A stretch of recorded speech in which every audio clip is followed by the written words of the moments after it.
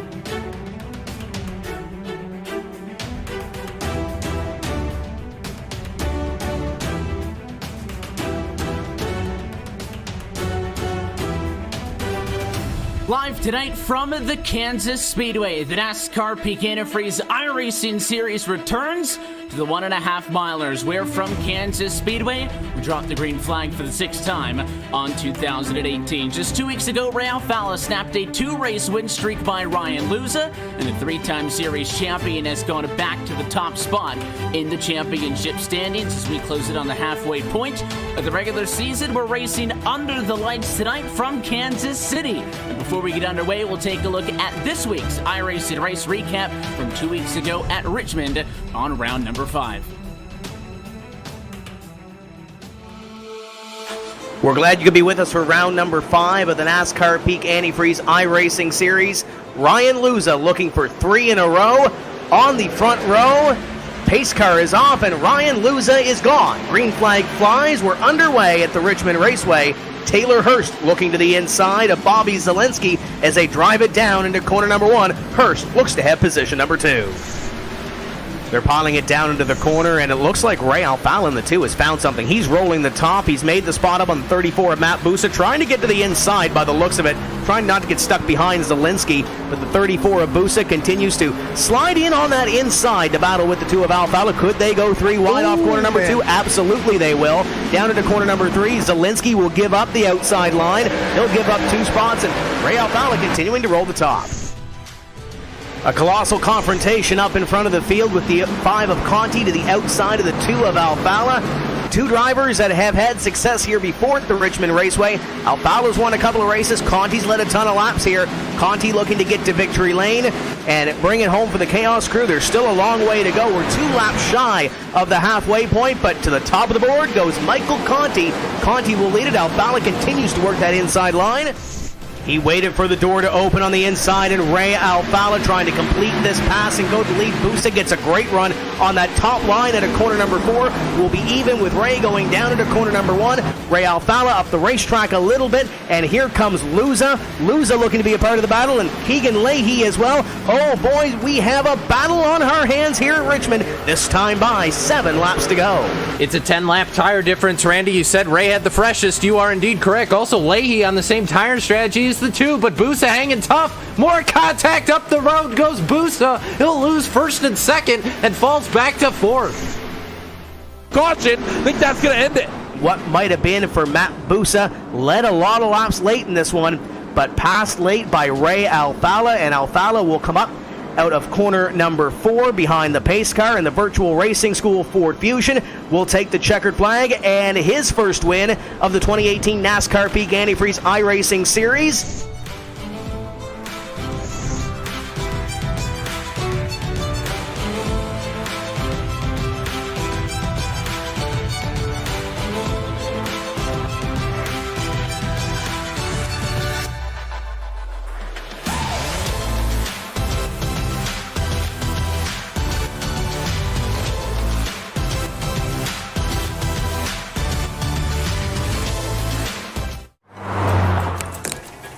Oh, that was late. Hey guys! This week, the 6 on my team are Truex, Logano, Larson, Blaney, Chase, and Suarez. For the rest of you, better luck next week. She's missing out, dude. Yeah. The all-new NASCAR Fantasy Live. Visit nascar.com/fantasy and build your team today.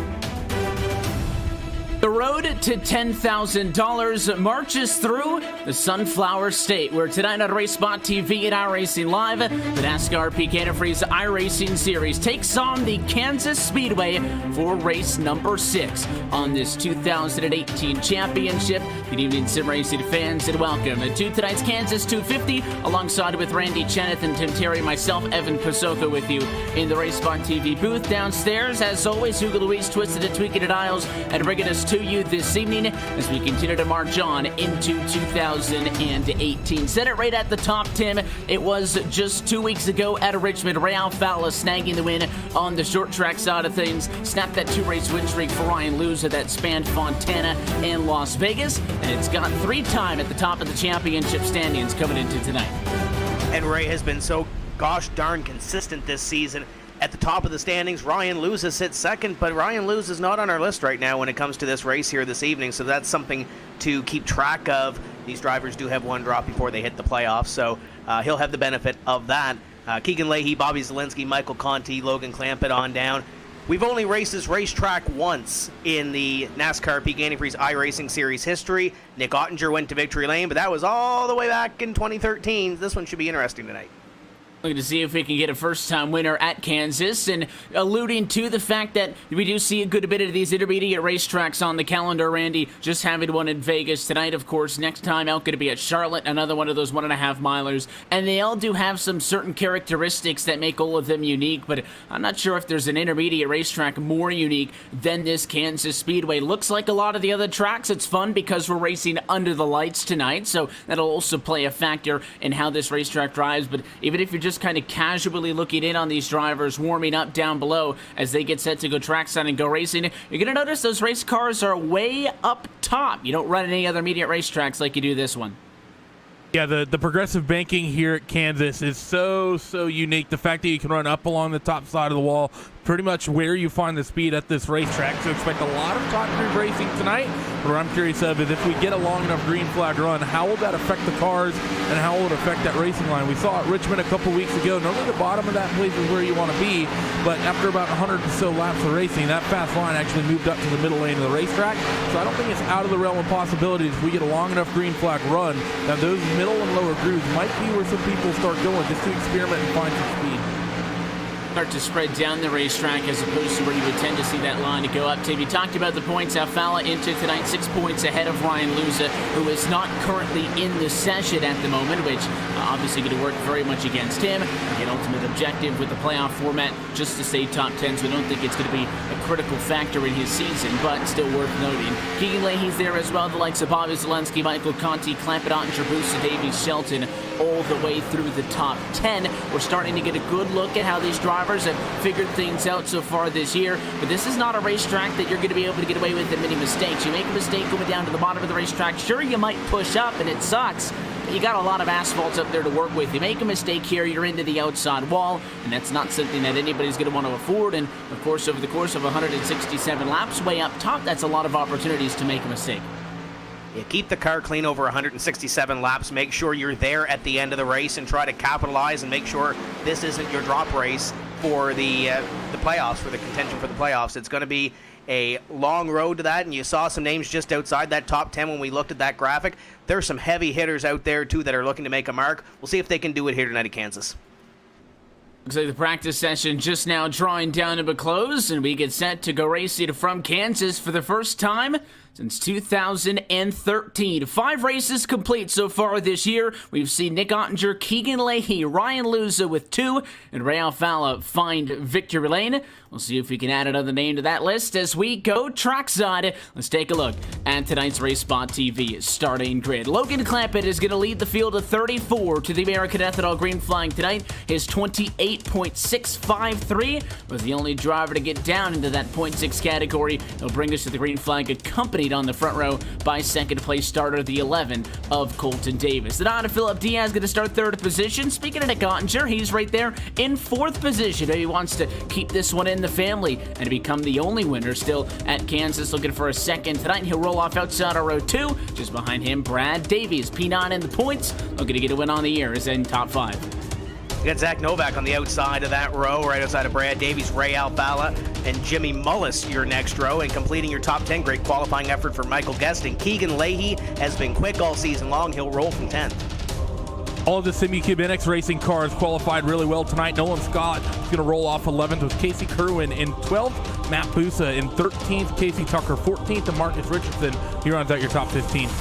We'll be joined by Bobby Zelensky. They're going to make up the inside and outside of row 8. Taylor Hurst, Christian Challoner starts 17th and 18th, and then back on row 10. Chris Overland rolls from P19. Brendan Pitbrass rounds out through 20th. Nick Shelton and Chris Shearburn, your next row. Michael Conti will have to come through halfway the pack in 23rd. 24th, David Rattler and Andrew Fash, the 3rd, 25th. Corey Vincent's going to roll off 26th with Jarl Tien alongside him. Blake Reynolds, Alex Bergeron at 28th, 29th with Joe Letterello in 30th.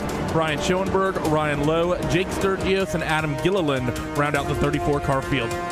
Look top to bottom at your RaceSpot TV starting grid. 1.5 miles around the Kansas Speedway. After 167 laps, we'll go 250 miles on distance. This evening, this racetrack, as noted, progressive banking. It makes it so unique. 17 degrees down low, but 20 degrees up top at the quarters is why you'll see drivers way up there. Also watch that flat apron on the front stretch and something else that'll be a factor on a lot of these restarts. But as always, we're happy that you're spending a Tuesday night with us on RaceSpot TV in iRacing Live. Pace car down and in, and no hesitation from your pole sitter. Logan Clampett is gone. We're racing in the NASCAR Peak Antifreeze iRacing Series from Kansas. The 46 car easily into turn 1. Davis a little slow to the draw. He'll go to the inside of Phil Diaz, who goes up the racetrack, and Zach Novak will look to the inside, try to make it 3 wide, maybe out of 2. No, he falls back into line behind. But Colton Davis and Phil Diaz, look at those 2 cars. Great qualifying effort by those 2. They go side by side as they try to fight for position number 2. 15 to machine definitely thought about it, but you see tucked back up in line. This is going to allow Clampett to pull a good little bit of distance, 4/10 advantage at the line. You're seeing the 11 of Davis on the inside. That's actually the driver who started outside of the front row in second. He's gotten pinched down low. Diaz going to make the pass, and Zach Novak on that preferred lane as well. All over the back of the 9. Ford follows through as well. The car who started in second falls to 5th because look at Ray Alfala on the inside. He's not going to have the speed off the corner. Thinks about a slide job, and he'll do it. Ray Alfala aggressive out of the gate. You have to be aggressive at this racetrack, especially when you can make a move stick down low. The way that 2 machine of Alfala did, he knew he had to block that line. He did everything he could to do so and move him up to 4th. Really surprised to see the 11 of Colton Davis falling the way he is. But I think the slip angle car is going to be really quick in race trim. They all qualified decently well, and they were some of the quickest in the practice session. And Alfala, he's already moving up early, already on the back of that number 9 of Diaz. Now Fallon working on the inside and the outside. You see the 9 car down on that flat part of the racetrack. Lost a lot of speed off of the corner after Diaz brushed the outside wall, and it puts him way out of line. Now Fallon's going to go. The 13 of Davies, and here they all come. The 11 of Davis, the 27 of Mullis, the 24 of Leahy, and the 05 of Nick Ottinger. One mistake is going to cost Philip Diaz at least 6 positions. It might be 7 more because here comes the 54 of Michael Guest topside, who's got his number as well. Yeah, he still has the anchor out. The 14 of Casey Kerwin going to work the outside of Phil Diaz. It's one small mistake, as you mentioned, and that'll cost you. He stops the bleeding right in front of Nolan Scott. Scott almost gets into the back of him a little bit, but for the most part there, it looks like the bleeding has stopped. They're side by side behind. Chalner, who had a great run at Richmond, looking to possibly make it 3 wide. There's the 16 of Nolan Scott up top, and the 1 of Marcus Richardson battling for the spot.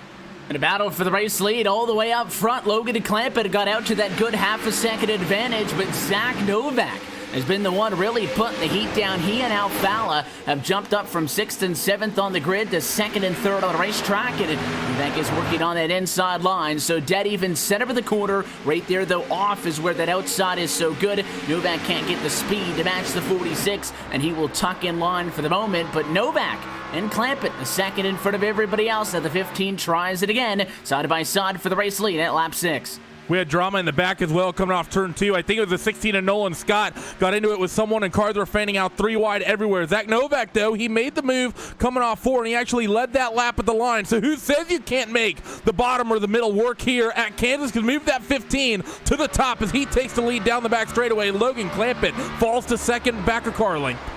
Lead change happened at the line. Novak just barely inched it out to complete lap number 6. But now Zach Novak is completely clearing through, and he's at the race lead in this one nice and early on. His Clampett going to have to settle for falling back to second. And you still have that pretty big gap back to Ray Alfala. He's fun in 3rd, but there's a lot of fun for 4th. Keegan Leahy. Look at that drive on the inside. He'll slot up, try to take that outside line away. And 13 to Brad Davies can't counter it. So nice move by Leahy. He's already up 6 positions, so a lot going on inside of the top 10. The 24 machine takes over 4. You mentioned those drivers missing the mark a little bit in qualifying compared to where we're used to seeing them inside the top 5. Guys like Keegan Leahy, Ray Alfala, and Zach Novak as the 24 looks after the 2 one more time down into corner number 1, making his way towards the front of the field, goes to the inside, tries to make that bottom line work. The 2 of Alfala will get the run out of the corner. Keegan Leahy trying to pull even with him, can't get there. We'll see what he can do down here into corner number 3. So side by side for these couple of fights. That 24 machine of Leahy's down low at Alfala, and behind you're also seeing that's the 27 of Mullis down low on Brad Davies. So 3rd and 4th up for grabs, and 5th and 6th up for grabs as well. Alfala outside, a better place to be. Same story behind. Davies using the outside to use that defensive line. However, we saw Novak get the race lead away from Clampett down low. So Randy, nothing saying that these cars at the bottom can't get it done. You just have to time it very good, and it is looking like that slide job move is going to be the one you have to make. Watch the 24, goes low, short away around the racetrack. He's not going to have the speed, so he'll come up, take the lane away from Alfala, and another beautifully executed move of the 24. 2 passes on the inside. He's now in 3rd. I think this racetrack is a lot racier than a lot of people thought it was going to be. I know a lot of the drivers are likely worried about single groove racing up around the top side of the racetrack, but through the first 11 laps, we've seen the bottom and middle be available for drivers to make a move. You have to be aggressive with it. It's not like passing on a typical racetrack here in this Peak Antifreeze iRacing series, but you still have to be very, very quick in order to get it done. The 24 Keegan Leahy, though, is already blitzed away from that 2 of Ray Alfala. Speaking of blitzing away, that 15 is Zach Novak. He's had the race lead about 4 laps, already out to 1.5 second lead over the 46 of Clampett. So lockdown definitely has something underneath them as Novak continues to stretch the gap. Clampett, Leahy, Alfala, everybody running lap times just above that 30-second benchmark. It was still a 29.7 for Zach Novak the last time by. He is flying out in front of the field. Battling still good on top 10, but single file between Alfala, Davies, and Mullis. And even the 11 of Colton Davis wants to jump into the mix as well. Michael Guest and Casey Kerwin have been fighting. They got together last time by and really hurt Guest, who drops back to 13th. Look at this now, 2 wide. And thinking about maybe some more. That's the 78 way down low of Challenger trying to get into the picture. Looks like we're off of a restart here. 3 sets of 2x2 down the back. And when Kerwin got by Michael Guest after that little contact, Guest slapped the wall the last time by here at corner number 4. So he's falling back a little bit. Here comes Pipgrass in the 29, trying to make a move on Michael Guest. Guest trying to stop the bleeding a little bit here and try to pick up a couple more positions that he lost a couple laps ago. We saw the speed shots a couple of times here, Evan. The top 10 or so, they're single file, they're picking up passes. There's little nervous energy right now outside the top 10, as you see it right here. Pipgrass trying to make a move on Guest. You got Chalner, you got Bobby Zielinski, who had a very interesting week at the Richmond Raceway. A little bit of nervous energy per se around here as we work lap 15. Oh, there's going to be contact with the 83 machine. The 34 of Busa hangs on. Still sideways, and he's going to get the 5, and there they go. It's Conti up into the outside wall. More traffic trying to come through, and there is finally the caution flag at lap number 15. That all started way back in turn 4, and I thought they maybe were going to be able to get away with that one. It was the fight that we were watching, and you'll get a second look on the replay angle here. The 29 machine, I think it was, of Brandon Pipgrass got checked up off of the quarter. Zelensky had the lift, and he's the one that got Busa all kinds of sideways. That was the black and red 34 you saw there, and he was going all over the racetrack trying to hang on. And unfortunately for Michael Conti, Tim, he eventually got to get up and off the apron to make the quarter, so he had to come up the racetrack. That's exactly where Busa was going. You'll see Conti here, down 2 tires into the grass, almost clear, and right there he gets tagged, and he's the one who ends up getting the worst of it. I just mentioned that Zelensky had a tough week last week, Randy. We saw him bouncing off cars trying to get through wrecks, and I don't know if I want to jinx him or not, but he dodged one there. He got a little bit of damage out of that one, though. Yeah, he did. I think the main driver to really focus on has been having a string of bad luck. It's actually that 5 of Conti. We've seen Michael in position potentially win races and have quick cars as far this season. And, well, I think this is the 3rd or 4th race. He finds himself going out early on. So 5 of Michael Conti, just sort of wrong place, wrong time, was nowhere near his fault. And really the way he got hung up in that incident is that the incident was basically over. The 34 Busa, though, is trying to save the car, was bringing it back up on the racetrack, and as he transitioned off the apron, car just kicked out from underneath him and slid him back down to the bottom, and he just tagged the 5 enough to spin him up into the wall. So I think right now, if anyone, I think the worst luck thus far this season, Evan, has to go to that 5 of Conti. A tough break there. He was really nothing to do with the fight that was even going on. He was behind it. He's really the only driver to get torn up in that one. Drivers down pit road, 4 tires going to be the name of the game. You see the order off of pit road on the left-hand side of your screen. Zach Novak comes in first, and he will exit in first position as well. Clampett, no changes. Alfala does get a spot. So does Davies, as Keegan Leahy drops a few and ends up in the number 5 position coming off of the pit lane. But look like everybody in agreement, at least on what that strategy call should have been, because everybody down pit road that time at lap 16, not a single soul dared to stay out.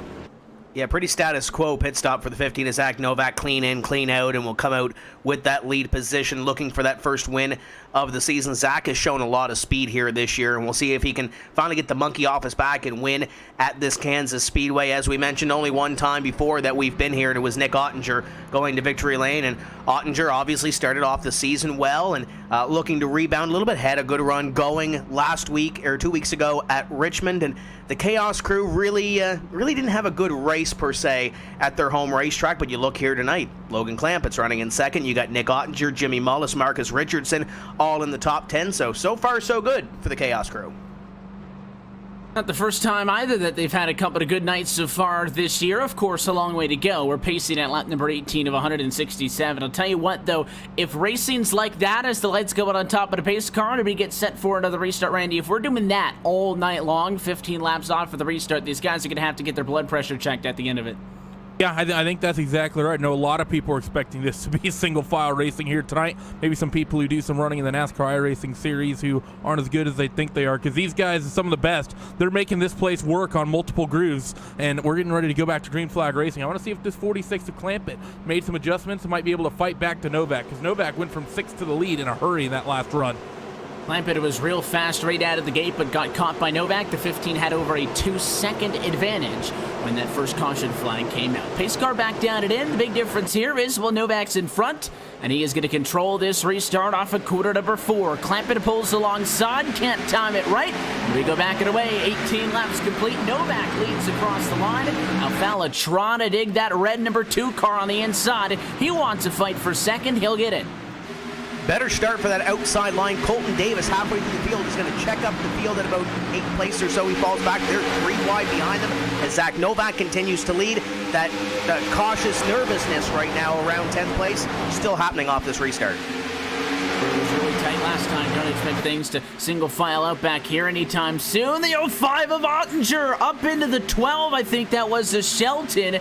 Big bobble that time at a 4, as the 05, I think, thought he was clear and then decided to back out of that at the last minute. They got into each other, and you see the 12 machine of Shelton ends up winning that fight. The 1 car of Richardson is now on the inside, but that 05 of Ottinger's lucky to still be on all 4s. Definitely the situation, as Richardson was the most recent driver to get the sort of freight train we've seen. First it was the number 9 of Phil Diaz tonight, but now it's going to be that one Richardson is behind. They're 3 wide. See the 78 involved in this fight. The 74 is well up above him, and the 29. They're going to go 2 by 2 with Challoner. It was back down to the bottom. Look at the run the 47 Overland has to get out of it, as that 78 can't quite get up to speed the way he was able to. And Overland way slow down the back straightaway after having to check up. A couple of drivers tonight make a mistake and lose tons of time between the second and third turns down that back straightaway, or even coming off the 4 to turn 1. If you lose all of that momentum, it's going to be tough to wind it back up. We saw one driver lose 7 spots in a matter of 1 lap, just from what was really a relatively minor mistake. Up front, Novak still leading, clamping in the number 2 spot, but it is Ray Alfala who's trying to find out where his life preserver is, because he's sinking. The 13 of Davies up top. There's 1. Here comes the 27 of Mullis, trying to get a second spot away from the race winner from 2 weeks ago, and he's going to successfully get it. That inside just can't get that bite off of the quarter. Alfala's going to try to get a line in front of Leahy. The crossover by the 24, and Leahy's got enough speed to clear him, so Alfala going to lose 3 in 1 lap. And they continue to go at it just in front of him as well. Jimmy Mullis right on the back porch of Brad Davies. And then you got the 46 of Logan Clampett in position number 2. Looks like Mullis is poised to make that move, but Evan, we've seen it. You can't go down low. If you do go down low, you're more than likely going to lose positions rather than gain positions. Mullis gets a great run at a corner number 4, gets to the back bumper of Davies, but can't do anything with it. Keegan Leahy gets a great run behind him. We're going to have a 3-way dance as Clampett pulls away. And we have seen that inside on its own doesn't work, but there are ways to kind of cheat that a little bit. Don't just run the bottom, you go half and half. We see a couple of drivers, as you see the 27 looking low, enter the corner high, just get low in the center, get clear, and then jump back up top, essentially take that run away. 27 hasn't gone to set it up quite yet, but we have seen a couple of drivers utilize that this evening, including Zach Novak, who made that very spirited charge to the race lead after starting in 6th on that very short opening run. The 27 looking high, looking low. He'll stay in line as Leahy goes to the bottom. See if we get stuck down there. He just passed up Alfala, and now Alfala's going to try to get back at the 24 if this can't stick, but Leahy not that bad on the speed this time to 3. Maintains the overlap as they head through 3 and 4. Let's see what he's going to be able to do this time. The corner exit off of 4 not quite as tight. Might be able to maintain the momentum, but no, that upper groove is super quick, and he's probably going to have to get right back in line behind the 27 of Jimmy Mullis, who just got a huge head of steam. Let's see if Ray, though, might be able to get aggressive here. Nope. Keegan not quite close enough. So that 2 machine Ray Alfala are going to have to stay in line. Everyone going to the top side here early up amongst your race leaders. Seen some 3 and 4 wide in the depth of the field as well. And the number 9, by the way, our one-time 3rd place grid center, Philip Diaz, has continued to go the wrong way. He's down in 21st when at the start of his run he was running about 11th or 12th. So something not right on that number 9 Civic Kid X car. Not the only driver who started top 10 that's had some issues. Michael Gass didn't talk a whole lot about the 28 car. He's way down in 27th position after starting in 9th. So there are a couple of drivers who had their fair share of struggles early. See way back there in the pack now, working with a lot of company. Back with Tucker, Gas and company. Really, thick traffic all the way through this field, though, 2 by 2 by 2. Only battle up inside of the top 10 right now is still that 24 of Leahy. And it's not even a real side-by-side, I'd say, because the 24 didn't have a car up top. He's just sticking that nose out down low, trying to see if anything will work, and inevitably when it doesn't, he'll just jump back up in line. And that's why you see as the cameras get back on this group, we're single file once more. Alfala right there, though, the 12 right there as well. Anytime you get 2-3 cars all stacked up on each other like that, something's bound to happen.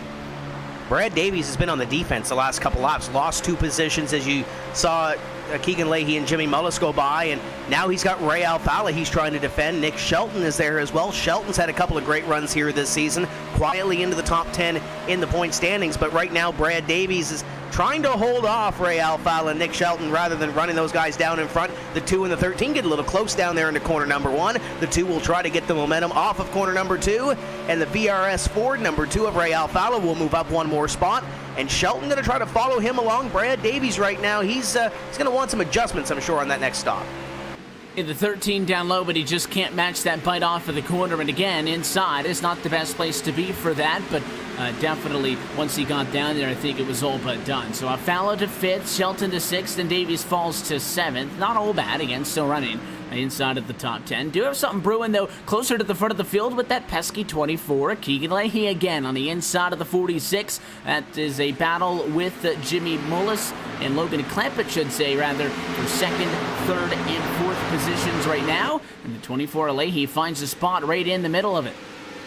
The number 46 of Clampett just went the wrong way. That 1.5 mile trip around the racetrack. 2nd, back down to 4th by the time he got back to start finish. So something not going right for him. But Jimmy Mullis, Chaos Crew teammate, able to pick up that 2nd spot. And Keegan Lee from Phenom Racing Team, kind of really the solo one out here running up near the front, doing a very good job of matching the pace of these Lockdown and NX and Chaos Crew teams and drivers. They're all sort of just associated semi-alliance, I believe. And, well, that Lockdown car of Novak is looking quick. Still 2.8 seconds out clear of anybody. Let's see if Jimmy Mullis from Lockdown might be able to reel in his teammate out in front.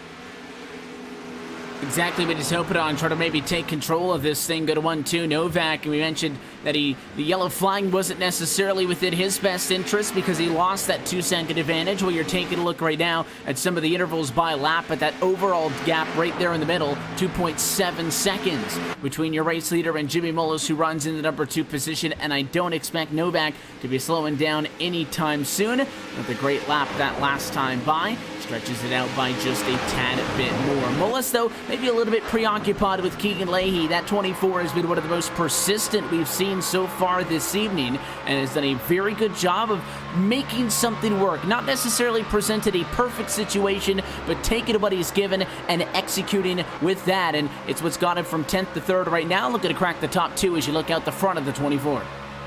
Keegan Leahy is definitely keeping Jimmy Mullis honest here. They made the move on Brad Davies, then they passed Ray Alfala, and now they're, Logan Clampett, and now here goes the 24 down to the inside, and he'll pick up 1 spot on Jimmy Mullis, and now Mullis will play chase to the 24 of Keegan Leahy, and we'll see if he can keep step with that new 2nd place driver as they try to chase down your leader, Zach Novak, in front. As you mentioned, the gap around 2.7 seconds between those top 2 as we'll close lap 34 this time.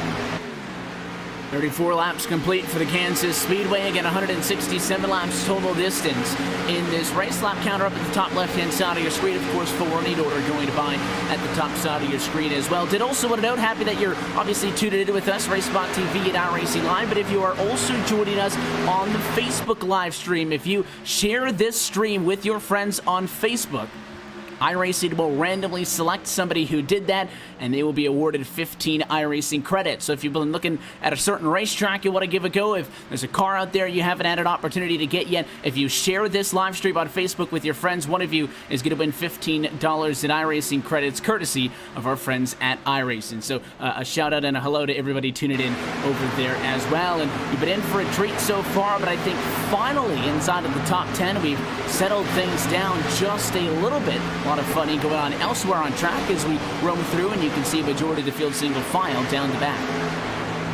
Everyone's pretty much gotten single file here, and I think he just wants to get some green flag laps logged here and running, and it really has the feel of a long green flag run right now. There's no real close fights up and down the field. You get in the depth, there's a couple side by side, but for the most part, it's just 1 or 2 cars. There's a couple 3 or 4 cars scrapped, so deep in the field, like Jason Sturgis, Joe Letterello, Michael Guest, Phil Diaz. A lot of NASCAR cars in that group, isn't there? Unfortunately, deep down the field that are fighting it out for the most part, really in your top 15, top 20. Everyone's just running one by one. It's actually the one of Marcus Richardson is going to look to the bottom of Luke Groove here in the 13 of Brad Davies. Will be able to maintain the run. Actually gets a good run coming off corner number 4. He might just have that spot at the line. No, not quite, but the number 1 car of Richardson trying to make that bottom work, and he's got it into one. Almost played chicken that time with the 13 of Davies. The one was down low and came right up on the door of Davies, almost crowded him going into the corner, and it is going to be cleared, and that spot will go to Marcus Richardson down the back straightaway. Davies now falls 3 spots since the restart back from where he started this race in the number 5 position. Now 38 laps ago. A mistake though by Richardson. Sideways off of the corner and made pretty good contact. Here comes Davies, and here comes Pipgrass. Look at the 29 car. He wants 2 spots. He might not get either if he can't clear the 13. Off of corner number 2, he's got it. What a move. And now the 13 makes a mistake.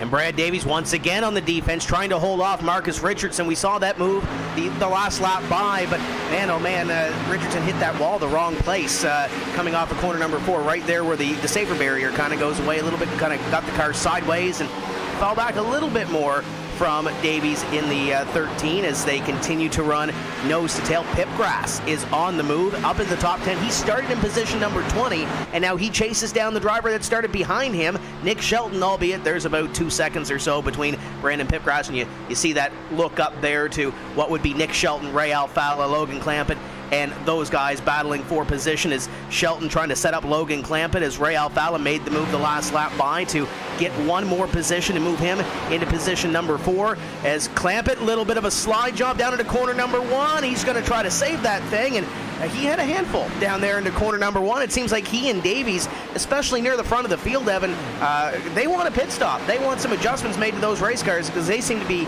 going rather than coming towards the front.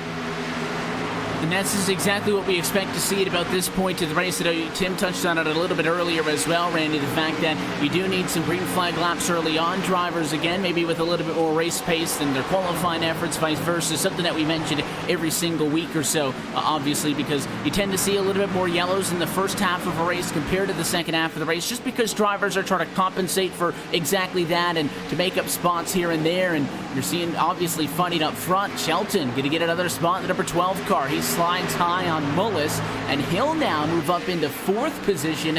Biggest mover on the night, Nicholas Shelton, has now gone 21st to 4th, nearly all the way through the field. He's doing a good job, isn't he, Nicholas Shelton? The slip angle car is starting to come in. The Phenom car is coming in too. The lockdown cars, however, and I think the dead zone cars as well, starting to fall away because the last 6 or 7 laps, Keegan Leahy has railed in that race leader to the tune of about 1.5 seconds. So Keegan Leahy, Phenom Racing Team, we've seen them be strongest on the long stages of the run. Think when Ryan Luza won his races and when Keegan Leahy was strong at Vegas and an auto club as well, they are typically been the best team and the best cars once we get 20, 30 laps into the run. So that number 24 is absolutely flying on the racetrack right now. 10.5 again taken out of that 15 of Zach Novak that last time through. So look for that number 24, the next 10 to 15 laps to get to the rear bumper of that 15 of Zach Novak, and that's when you start thinking about where you're going to and when you're going to come down pit road. As you see these guys starting to use different grooves on the racetrack, even by themselves, trying to find some pace. Keegan's been running the bottom.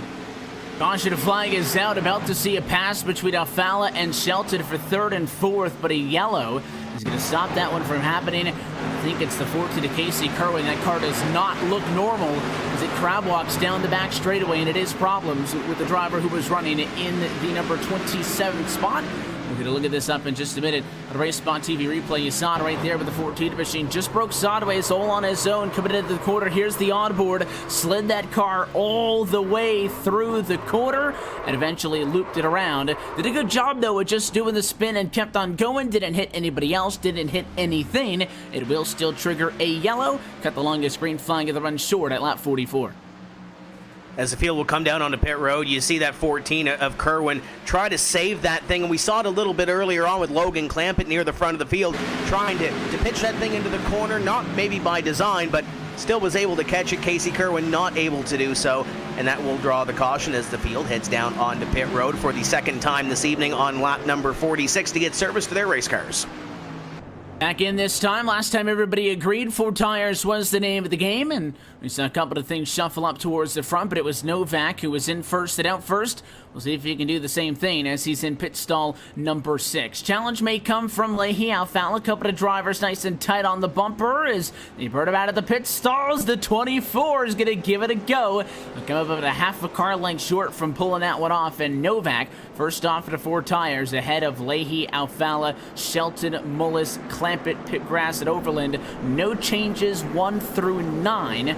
First in and first out of pit road on speed. I did see Adam Gilliland, however, in the 8 car drive out on the right-hand side. The 8 machine did not make it into the pit box. He missed his stall. So you'll see him in the race lead technically at the moment. He's going to have to come back down pit road this time. That's going to hurt. He was already, kind of mid-pack in a position that you don't necessarily want to be in, 17th. And he'll probably be all the way in the back. not going to make it stopped out back. on the racetrack. He stopped out on the racetrack. I don't know if he's out of fuel or letting everybody by. Not really sure what the deal is here with Adam Gilliland, but it's a bit of an embarrassing mistake when you've already been down pit road once to miss your box yet again, and he stopped out there on the racetrack. I don't know if he's raging or what the deal is, but he's just stationary down there on the apron right now, I believe, in 3 and 4. I can't imagine that he's at a fuel tin because he would have had enough speed in 3 and 4 to coast to pit road.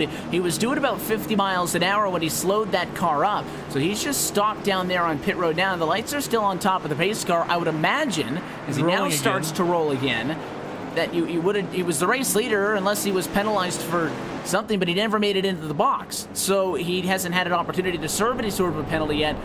Now he'll come down pit road, obviously, to get the repairs there, or the fuel, I should say, in the tires that he needed in the first place. But, I mean, he was going to the back either way. I just thought he would have gone to the back after he got the service. Yeah, maybe he sped on pit road or something to put him back there. But, I mean, it's been a tough week for that team. We talked at the start of the season about the team and Aftermath Motorsports coming together as a technical alliance. But Adam's the only one from that team that's left. Dylan Duval not here this evening. Cody Bias not here this evening. Kenny Humpy not here this evening. And Timmy Hill not here this evening as well. So Adam is the Lone Ranger. He is from Texas, so we'll see if he can come back up through the field. Prior to that little altercation or miscue, whatever you want to call it, Evan, he was in the top 20, was doing fairly well on that green flag run.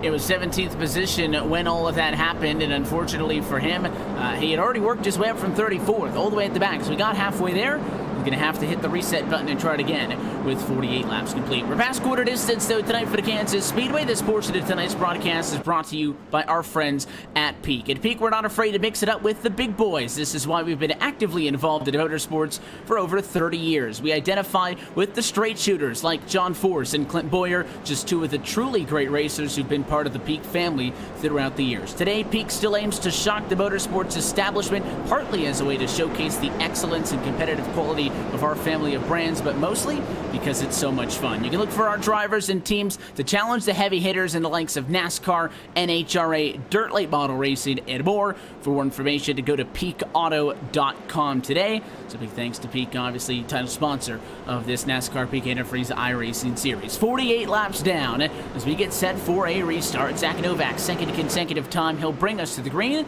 Not a whole lot has changed way up front. Shelton in the number 4 position, I think, is going to be the driver to keep an eye on here. He was maybe 5-10 seconds away from completing a pass at Al Fallow, and that yellow came out. We'll see what he can do from the arguably that preferred lane. The outside just has to get going. That's where they struggled the first time, a little bit better on the second one. We'll see what happens. Maybe third time's the charm as we go back green. Novak, good job, and Al Fallow trying to take advantage down low. Went some 3 wide for second for a minute. At number 24 up top, not getting a good run at all on this restart. Keegan Lee is going to fall back to 3rd, maybe even 4th. And Nick Shelton's going to try to work the momentum and work his way forward. Can he get clear? Yes, he can. So Keegan Lee, the driver who had so much pace late in that last run, falls back 2 spots already as he head down in towards 3 and 4. Behind side by side as well. This is the 29 of Pipgrass fighting with Mullis in the 27. And then 27, Machida Mullis trying to make something happen up top. He's got that preferred position down to the corner. Schoenberg, 55, he's coming back up onto the racetrack. He saves it, keeps it out of people. Sorry. Oh, it was a good save at a 55. He got hit by Busa. He kind of slid up in front of that 34 off to the corner. The car was straight down into the grass, but Tim, oftentimes the car will rattle around down there and end up slotting it back up on track to 55. But it was going to be coming up on the banking regardless. It was a fantastic job by Schoenberg not taking out the field there, and he does lose spots and fall back below the 10 mission of Corey Vincent in 20th. The race car still on track. A great job. Yeah, I saw somewhere earlier tonight that he tweaked his knee today, so I know he's racing a little bit hurt, but a great save for that number 55, the double nickel of Brian Schoenberg, hustling that Heyman hustle car through the grass and back out on the racetrack. Battle for position number 2 continues to heat up. Nick Shelton, we talked about him before, came oh so close earlier in the season to winning his first NASCAR Peak Antifreeze iRacing Series race, but lost it in those last couple laps to guys like Ray Alfala and Ryan Luza. Right now in position number 3, having a great race so far, and just riding behind Ray Alfala. Still lots of laps left to go in this one, and in contention. He can see the leader in front of him. All you can hope for is just keep that leader within sight, and see what you can do with it as you're out on a board with Nicholas Shelton. And teammate in that 2 machine right up in front of him, and Ray Alfala running in the number 2 spot. Leahy single file, Clampett, Pitgrass, and company through the top 5 or so. There is some fighting at the tail end of the top 10. That 13 machine is in the middle of this one. Brad Davies trying to defend 9th, and how about Chris Overland? You can never miss the bright yellow 47 car. He's down low. That one's not going to play out in his favor. He'll dart back up in line before the 13 can get there. Davies gives him a little shot down in the 3. I want to talk about consistency for an entire team. The slip angle car is starting to move their way forward. Alfala 7th up to 2nd. Shelton 21st up to 3rd. Now Chris Overland 19th up to 8th. So those guys, we saw this from them at Richmond last week as well. They didn't quite have the starts to the races that they would typically like, but they found their way forward late in the game. They're doing the exact same thing right here, right now. Only slip angle car that seems to be really off the pace is unfortunately that 83 of Bobby Zielinski, who 7 seconds off your leader, running dead last here in 33rd. The 33rd position, last car actively on the lead lap. Of course, Michael Conti was involved in that early accident. That car is not technically retired from this race. It is still sitting stationary in his pit stall, but for all intents and purposes, Conti's night is done, and it'll be a P34. The driver who came into this one, I'm sure, with some pretty high expectations, entering 5th in the championship standings. So that's a couple of drivers in this race, or rather not in this race. Luza not making a start. Conti wrecking out early. Top 5 guys at points have not had a very fun evening so far from Kansas. Yeah, we keep mentioning when we look towards those playoffs to set yourself up, you get that one drop race. So essentially you get one mulligan to take away from your total before you head into the playoffs, and some of those using a little bit early here on round number 6 of this NASCAR Peak Antifreeze iRacing series. Look at Andrew Fayash digging on the inside, the 77 car, trying to make it work on the inside of the 57 as they drag race down the back. Nolan Scott there as well. Nice little battle here midway through the pack. David Rattler involved in it as well. And these guys, they're close together. They're trying to pick up some spots. Those guys up in front, for the most part, single file and logging some laps as Fayash looks to pick up the position here. And he's trying to clear that 57 on the inside line. Doing everything he can. The 57, though, wants to be as stubborn as possible. That's Joe Lorello up there, who right now runs in the 24th spot. 77's going to find a break. Wasn't able to get up alongside the 16 machine. He might have been able, though, to stay low, try to do something with Nolan Scott. But Fayash figures, hey, I'd rather get this one in position, tuck up in line of Randy, as opposed to going for one more, getting trapped on the inside of that line of 6 or 7 cars that you see trailing this side-by-side battle. So I think a smart call on his part. But 57 can't catch his breath. He's got another driver trying to get up bottom. It's Leonardo Rattler, who I think trying to get back up in line. The 54 almost snicked him on him. So Michael Guest trying to be sneaky.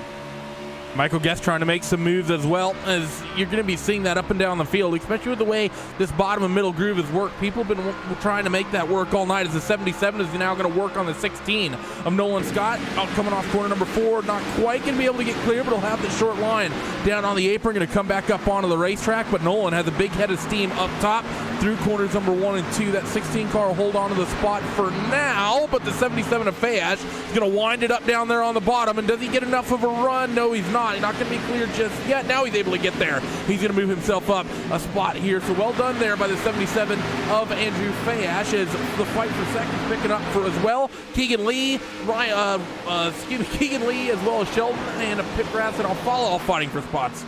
And Alfala again got lucky with that yellow, held off Leahy the last time, but he's not going to be as fortunate this go around. Look at that 24 car. Even when he was cleared, used that hybrid line of starting up high, going down low, finishing high, whereas everybody else is going way up top. Look how big the difference in the line is there in the center of the quarter, and the 24 is able to get a pretty good run off, and all of a sudden he's pulled 8 car lengths on Alfala. It was a very convincing pass to put him into the number 2 position right there, and Alfala Shelton going to be left to fight for scraps, which, to be fair, is still 3rd and 4th on track, so that's pretty good, but Leahy made that look way too easy.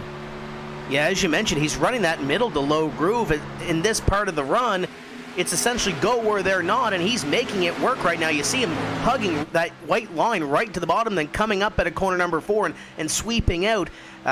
Whatever they figured out, Evan, they figured it out and figured it out well. He's in position number 2, and not only is he runner-up right now, He's closing in on that leader. Meanwhile, the 12 is Shelton, going to try to do the same thing that Keegan Leahy did. Works the inside of the 2, but just can't seem to get that run in the middle off, and will have to fall back behind the 2 of Ray Alfala. So impressive run by the 24, at least in this stage of the race, working lap number 62. And hugging that white line, we don't see many hugging that white line. I think we saw Overland, that bright yellow car in the middle of the corner, hugging it up back there, but everybody else seems to have that high side. That flat part of the racetrack as well that you see everybody going down to. A lot of these intermediate racetracks have that flat apron in between that white and that yellow line that you can utilize, but it is very wide here at Kansas. Really lends itself to drivers going down there and trying to get a little bit extra. We pick up a fight with the 36 of Shearburn and the 05 at Gottinger. It's for 14th and 15th on track. But the one thing is, if you were to look at this racetrack, Randy, from straight up in the air, that tri-oval, it's much more aggressive here than it is anywhere else. It is essentially another whole left-hand turn. There's a big kink in that front straightaway, so if you're down low, you're really cranking that wheel all the way to the left, putting quite the stress on that race car as we go 3 wide in this fight as Busa wants to go up the middle. He got the positioning, but not before the 05 Pottinger cleared them both on the outside. A good move there by the only race winner at this racetrack in the series, the 05 Ottinger. Now Booth is going to take a peek down to the bottom. The 36 of Shearburn just basically goes to the top. Can't make anything of it, though, and Busa going to maintain side-by-side down this front straightaway. You're absolutely right when you talk about, though, Evan, how much the tri-oval actually curves around here as Busa still trying to work that bottom line. Now he's going to run the middle on entry and then get down to the bottom on exit. Will that allow him to maintain the speed?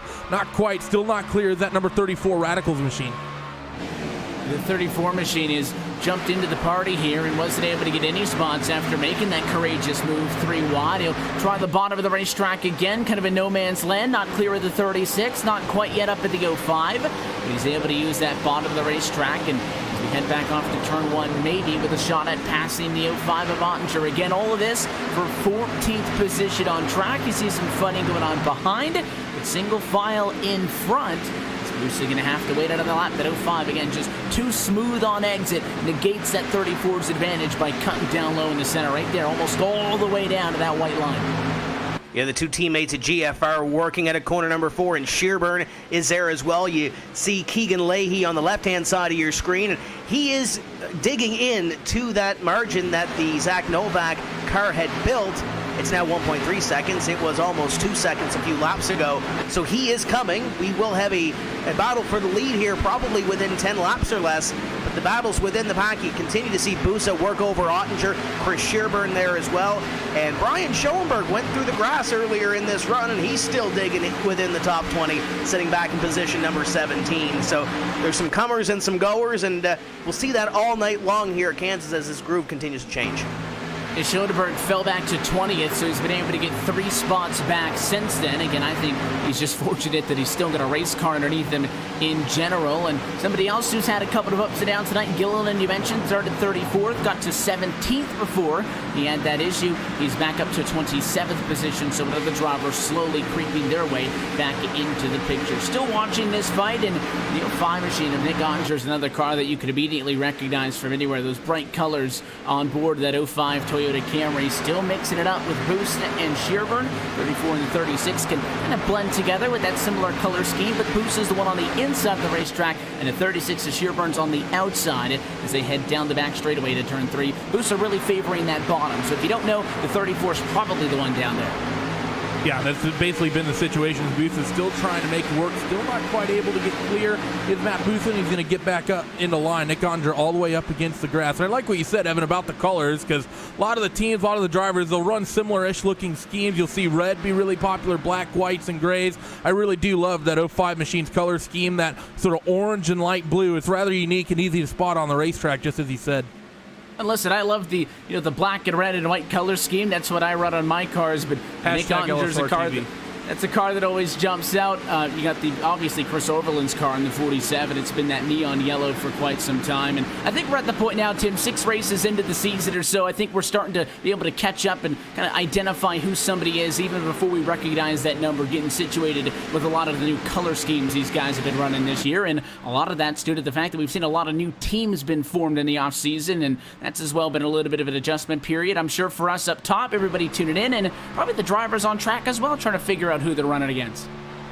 We know the double clutch Menards 47 of Chris Overland, though. It's been that way for the last couple of seasons, and it's great for us because we can actually spot it on the racetrack. In front of them, a battle between two Chaos Crew teammates. It's Logan Clampett on the inside, the 27 on the outside of Jimmy Mullis. Mullis trying to hold on to that battle, and we see two black and red cars. We're about to see two white cars go for the lead as well. Keegan Leahy is there. He has caught Zach Novak. It's 2 car lengths between your top two as the 15 has seen that number 24 VRS car get bigger and bigger and bigger in the rear view. And now he's going to look to the inside. Is Keegan Leahy for the lead position? And he's going to make this thing look easy like Zach Novak is standing still. Keegan Leahy to the top of the board. Leahy going to go to the race lead in this one. The 24 machine, persistent all night long. He finally gets the job done just shy of halfway home.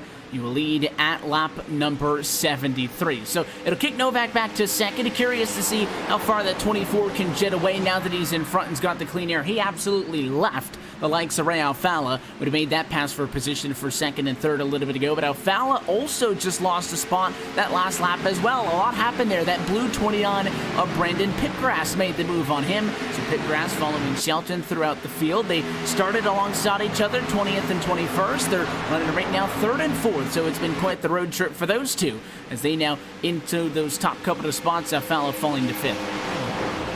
Again, you got a trio of slip angle cars there now in the top 5 with Shelton, Pipgrass, and Alfala. They're all kind of coming into the same point of the run, but the team machine of Alfala definitely seems stronger in the early stages of green flag run, but he falls off late as Keegan Lee. He's wasted no time running away from that 15, and Novak used 0.4 of a second clear that last time through already, and as he heads down towards the front straightaway, it's going to be even more than that. I think it's going to be close to a full second. The 24 is pulled out as he comes across the stripe, and our timing is going to update 0.9 of a second, the gap now between Leahy and Novak. So that 24 car and Phenom, they got a fantastic set underneath them for these cookie cutters, Evan, because we've seen them be phenomenally quick all year, no pun intended.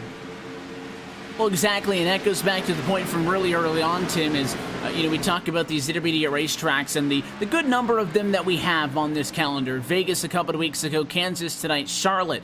Some of the other ones include Chicago, of course, later on in the season, Atlanta and Homestead. These are the racetracks that more people can be competitive at in the aspect that a lot of people really like Dover, but a lot of people really don't like a place like Dover. And there's a lot of racetracks like that. Somebody like a Phoenix, of course, Sonoma is going to be one of those as well, and Dover later on in the year. These racetracks tend to be a little bit more balanced because there's a lot of them like it. So the difference between car A, B, and C is not going to be as much at some of the other racetracks. So you really have to find something special to take advantage and be the best at a racetrack like this, and Leahy's definitely doing it. Just a couple of laps removed, he's already a second out in front, and he's blown by everybody thinking maybe he's tearing up those tires. Doesn't look like it. The 24 is looking really good right now. Got a battle for second on our hands as well. Nick Shelton took it at the line, and now Novak falls in behind. And where did Brandon Pipgrass come from? Man, that number 29's having a great run this evening. To the inside he goes on Zach Novak, and he'll look at Nick Shelton as well. But first, gotta get by the 15. Little bobble up the racetrack for the 29 of Pipgrass. He maintains what is now the third place position, passing Zach Novak, and that little bobble cost him a little bit of time, Evan. He's now going to try to reel in Nick Shelton in front of him, but one of the drivers on the move, Brandon Pipgrass, moving to third, pulling away from Novak and trying to reel in position number 2. Gonna reel him in for sure. Shelton got caught up to a couple of laps ago. Thought Novak was gonna get the job done right there and then. However, Pipgrass in the 29 has since jumped up to third, and we'll see if it's gonna be his machine who rockets to the front. Not as much separation as you might expect up this far towards the front of the field. Shelton in second, all the way back to Alfala in fifth, separated by just 1.5 seconds. That's the same interval that you'll find from first to second and from fifth to sixth. So it's definitely a little mini group here in the middle of the top 5. Keegan Leahy wants nothing to do with it though, and he'll let everybody else scrap it out as we begin to work into the longest green flag run of the evening here shortly, just a handful of laps away from getting the cross flags from Kansas. Probably not far away from green flag pit stops either. We went green lap number 48, 49, working lap number 81 right now. So we are a bulk of the way through the run, and I think strategy is going to likely come into effect relatively soon. Probably about 5, maybe 10 laps away from the people who decide to come down and do the short stop and try the undercut strategy. coming down pit road. I think that's going to happen sooner rather than later. As the 02 of actually Bergeron just in front of your leader, he gets into the wall, I think, coming off turn 4. We've seen a couple of drivers shower some sparks. Would it be surprised if Alex Bergeron got bit with that one as well? It's nighttime conditions, again, right under the light, so it's a lot easier to see those sparks fly as well. And the 02 machine a little bit rattled that time in the corner, maybe not as aggressive as he should be. And the 24 machine going to put him a lap down. So that'll leave us with 31 cars on the lead lap this long into a run.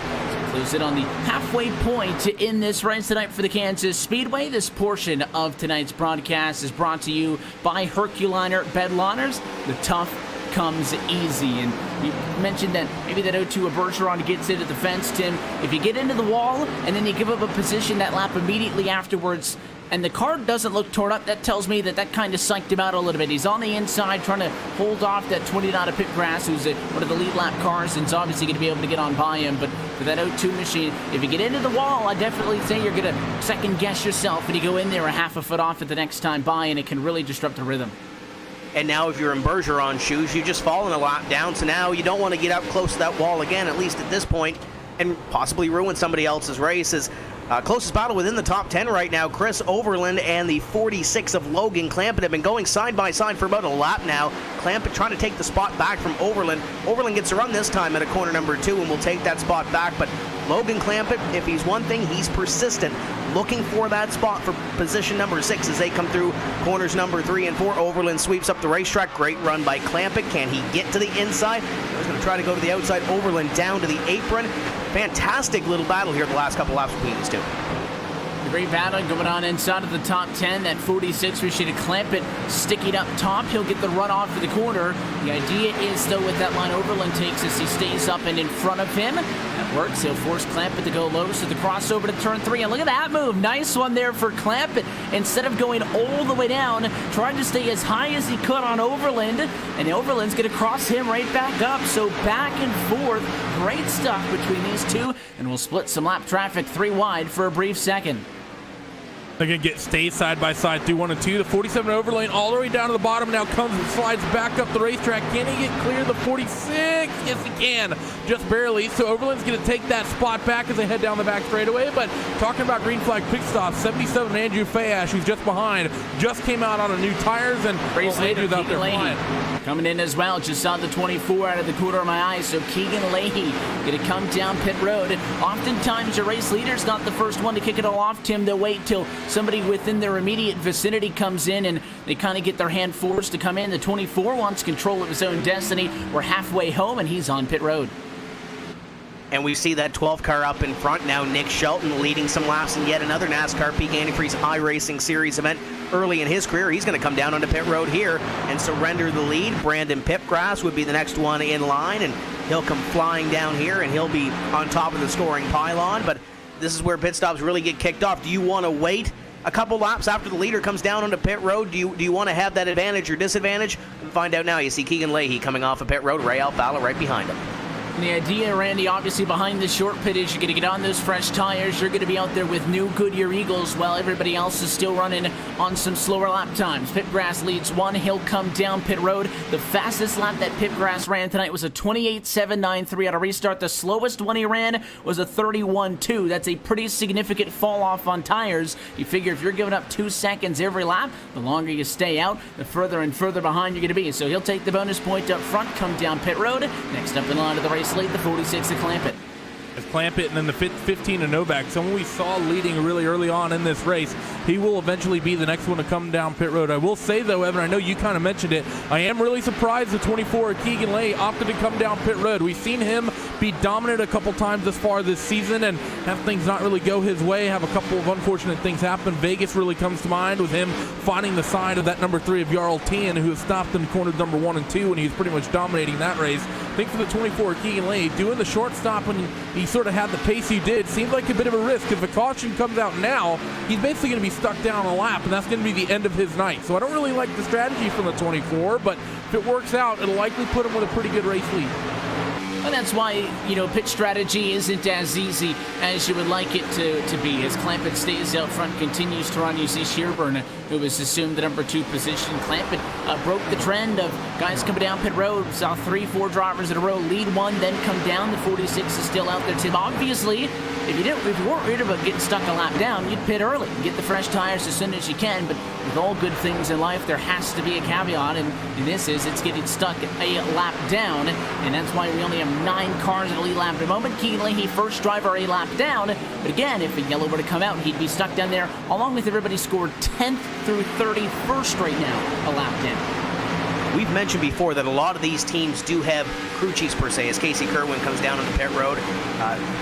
Personnel that work through the tire strategy, work through the gas strategy to try to get yourself to the end of the race. Race strategists per se, and as Logan Clampett leads this one, we talked about Brandon Hastings. We saw Schoenberg on the screen a little bit earlier on. I'm sure he's calculating the fuel mileage for him and some of these guys, and some of these strategists have it down pat. A 2-stop strategy might be 3 seconds or 4 seconds faster per run, and they figure it out at the end of it. But obviously, race strategy changes, caution flags come out, so we'll see what transpires here as you ride along with Brian Schoenberg. We talked about Brandon Hastings a little bit earlier on. I'm sure he's up on the box trying to see where this thing goes for that double nickel Heyman hustle car. As a lot of cars on new tires hustling on the outside of them. Also, one of those hold your breath moments is because of that closing rate. How about that 3 wide there? Boost in the middle of the 78 machine down on the inside of the racetrack, and the slower car is still way up top. I'm believing Clampett, Schoenberg, the only 2, and 55 of Schoenberg heads to pit road this time. It is Clampettation and only Clampettation still out there on track. Is it the 55 headed for service? Going to be a 4-tire call with fuel. So how long does Logan Clampett want to play this game? That 44 on the inside of the racetrack. That's your second place runner, Keegan Leahy. He has unlapped himself now, still running in second. That's not a pass for position, although that is 1 and 2 on the racetrack. So Leahy is no longer a lap down, and just watch the distance that this 24 machine Randy pulls on him here. That's how much you're giving up per lap on the old tires. Maybe the idea with Clampett here is to stretch this thing out and do it on 1 stop instead of 2. Well, everyone's going to have to do, everyone's good on the 1 stop. I think everyone will have to come down pit road one more time. I think the guys that came down early, they'll be likely looking for about 120, 130. Everyone else, like Logan Clampett, I don't know, it's going to be a little bit less, maybe a slightly later pit stop overall in the run, closer to about 150 or so, depending exactly when he comes down pit road. I like this strategy call for Logan Clampett. He was quick in qualifying, but hasn't really had a great race car underneath him tonight. This puts him off cycle, gets him doing something different. If it ends up working, I think it's a good call. And we remember what we saw at Vegas. People who ended up trying to make it on a couple stopper and do the undercut, all those people ended up losing out at that race. Not a single one of them was left in an advantageous position. Might be the 46 the only one who's really in a good position once we get to the end of this. We'll just have to wait and see how it pans out. And listen to Clampett as he goes into the corner, saving a little bit of fuel, so maybe is trying to stretch this far enough to only have to make 1 stop to the end, whereas if you include the stops that literally everybody else has taken, that 1 more stop would put them on a 2-stop strategy to the end, because if he's not going for that, Tim, I can't quite put my finger on what he's doing here. He was your pole sitter, yes, he wasn't running at P1 pace, but he was still 7th spot, so the 46 machine has got something up his sleeve, or he's off his meds right now, either or, and the caveat is around. He's going to hit the wall that time. The 46 big hit into the outside wall. I was going to say, Randy said that we aren't really able to tell if this strategy is going to be the right call until, of course, we find out at the end, but that's not going to help the 46 any. And he was running within the top 10, and I was just about to say, especially on this outside line where everybody's walking that fine line, we've caught Logan Clampett a couple of times trying to stick handle that race car and keep it on the straight and narrow and trying to not completely pitch that car around and spin it out.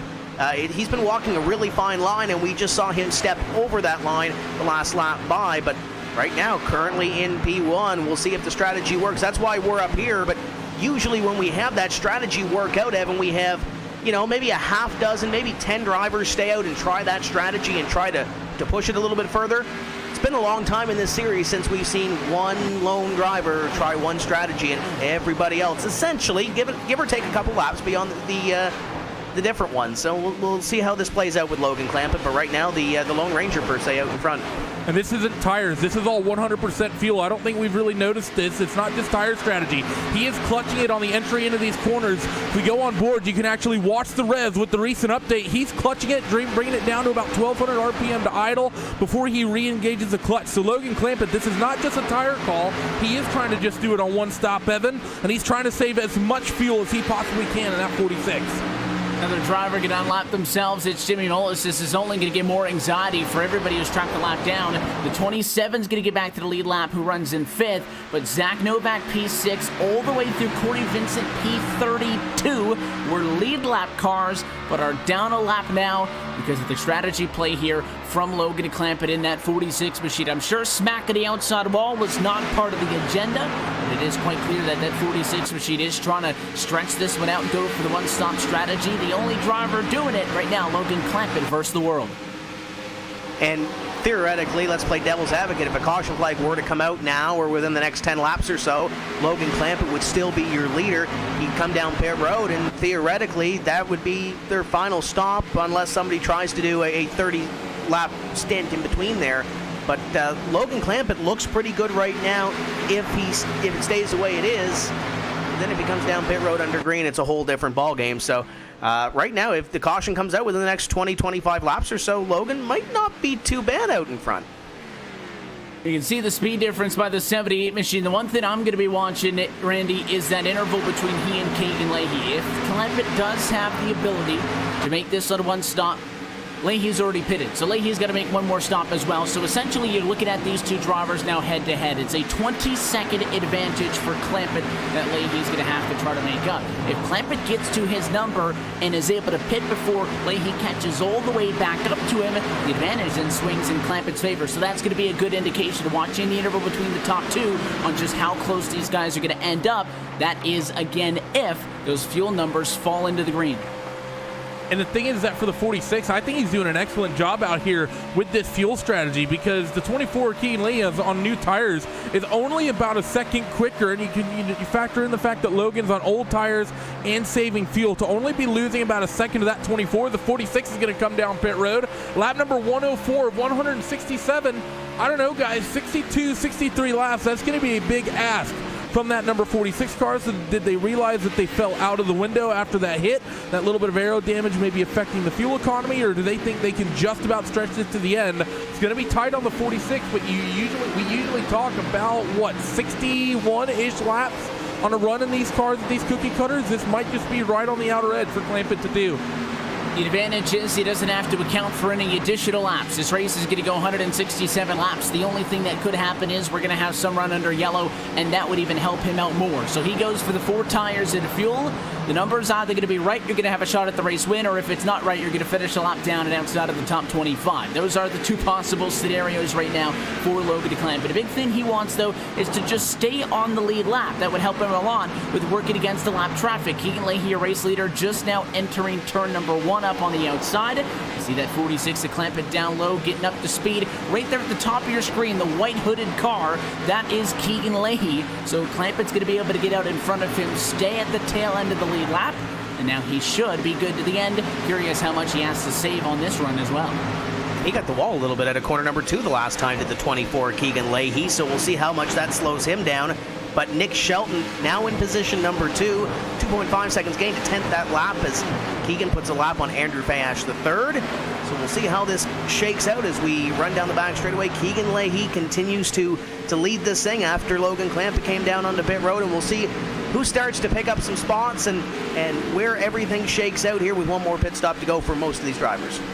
Held off on it through that sunken green flag service. It's a little bit later on in the race than it would suggest, but let's take this opportunity to take a look at our iRacing midway race break, brought to you by iRacing, the leading online racing simulation developed from the beginning as a centralized racing and competition service. iRacing organizes, hosts, and officiates races on virtual tracks all around the globe, and in the fast-paced world of esports, iRacing is a one-stop shop for online racing with officially sanctioned series by the likes of NASCAR and many more. Closer to 3/4 of the way through this one from Kansas Speedway. As we work lap number 108, Keegan Leahy is your race leader. Amongst the drivers that are all on the same strategy, he's 2.3 seconds in front of Nicholas Shelton, who runs in second. Ray Alfala, third spot. Zach Novak, fourth. And Scott, Phil Diaz, and Nick Ottinger complete your top 20.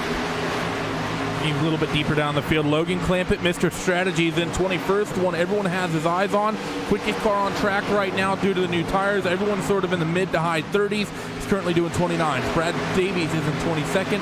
Casey Kerwin 23rd. Brian Schoenberg 24th. Jarl T in 25th.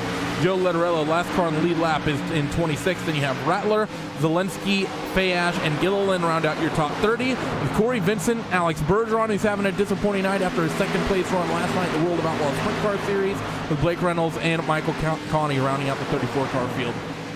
But that's a look top to bottom at your iRacing Midway Race Break. For more information on the wide variety of sim racing possibilities online, you can visit iRacing.com and sign up today. And a reminder, if you go to iRacing.com/membership, all new memberships are 40% off, and it contains all of the basic content that you need to get your sim racing career on iRacing started today. It means you can get everything from as little as a 3-month subscription for less than $5 all the way up to a 2-year subscription, 40% off. Again, that's valid on new iRacing memberships only. With more information at iRacing.com/membership. But for those of you who already are active on the service, said it earlier, and I'll remind you, if you're tuning in with us live on Facebook, if you share this stream with us live on Facebook, iRacing is going to select one person to get 15 credits. That's enough for a car or track of your choice.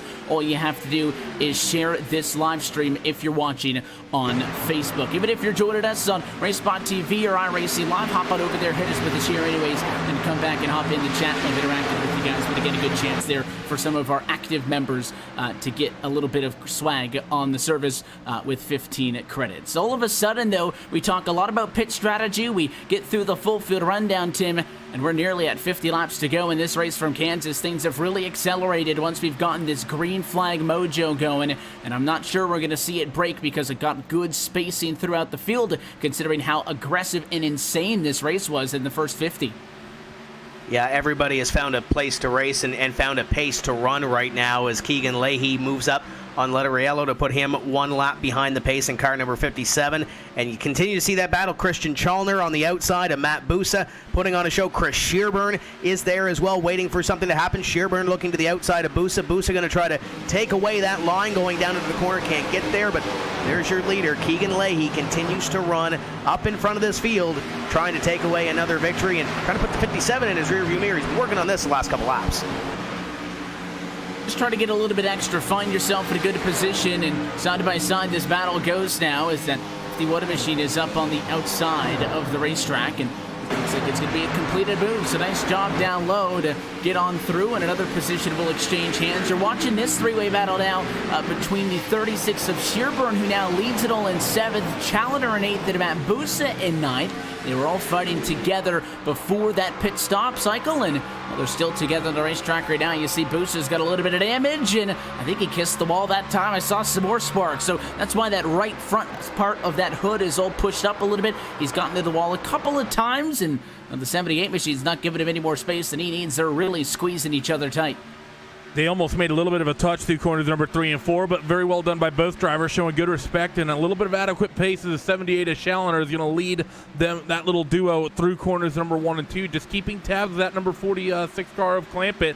The pace has dropped off. He's doing 30.3s, 30.4s in that number 46 machine. Compare that to Keegan Leahy, who just did a 30.5 the last trip around the racetrack. So it's close to a second through the first 3 or 4 laps on the new tires, and it's pretty much tapered off to only a few tenths every single lap around this track that 46 car is quicker. So for Logan, he's not going to be making up nearly as much time as he is. Not sure if he's saving fuel. Haven't checked in on board just yet. Going to have to take a look as he runs down in towards corners number 1 and 2 to see exactly how early that 46 Civic NX Racing and Chaos Crew car is lifting.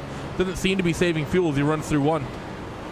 Well, that would suggest that he's maybe on his number, although we looked at the run that he made last time. It was closer to 55 laps. He'd have to pull out about an extra 10 to be able to get to the end of this race, again, unassisted by any caution flags or anything that would not only obviously allow him to save fuel, but I think if a yellow flag comes out, everybody would just come down pit road. Clampett might have to stay out though, Tim. He hasn't necessarily rocketed through the field. You see him trying to get around the 05 of Ottinger. That would be for 19th position.